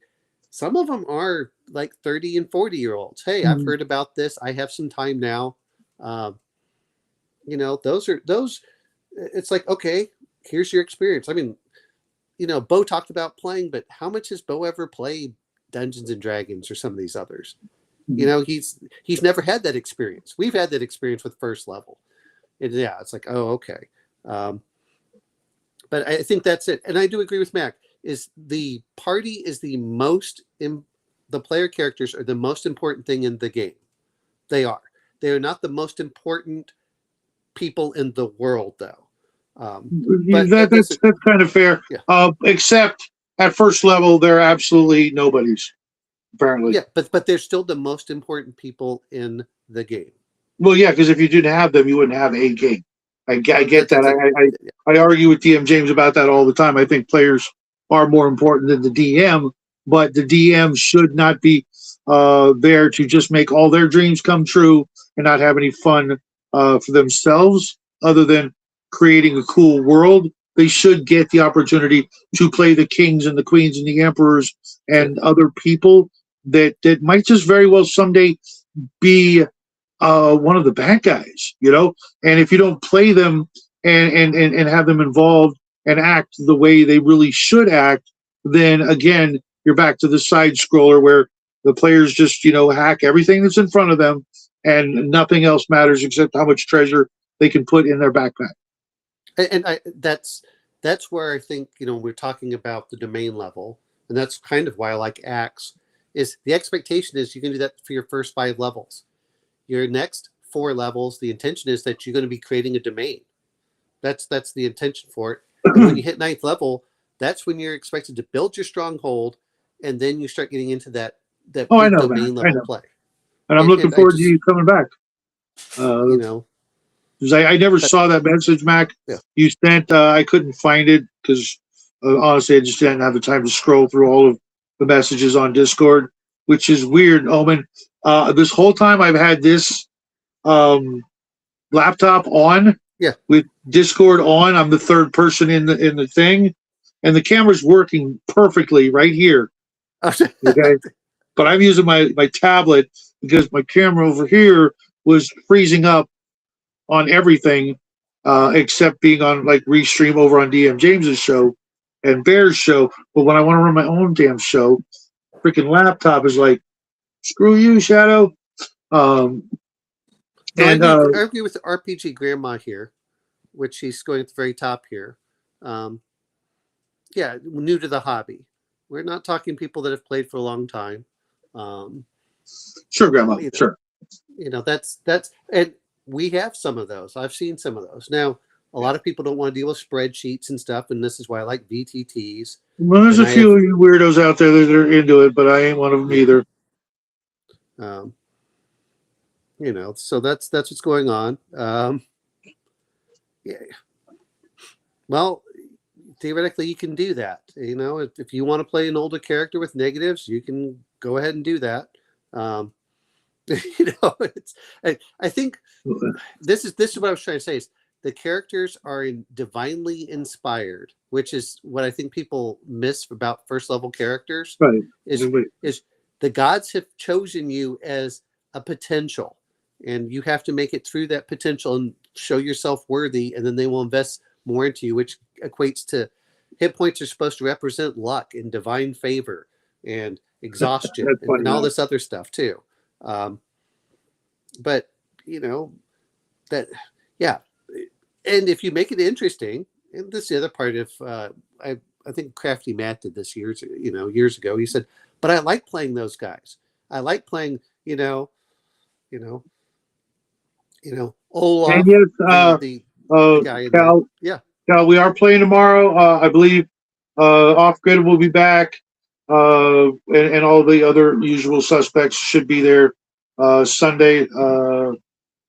I haven't heard otherwise, so that's good. And then I believe next week we will be back. This time, this same bat time, we'll be playing Star Wars D6 with George and Omen and Off Grid and myself. We still have room for another player or two if anybody's interested, but I am going to say goodnight because I've been here yep. for 3 hours. I need to do some stuff before church, and you guys have a great rest of your weekend. And I'll see you guys when I see you. All right, have a good night. You too, Evan.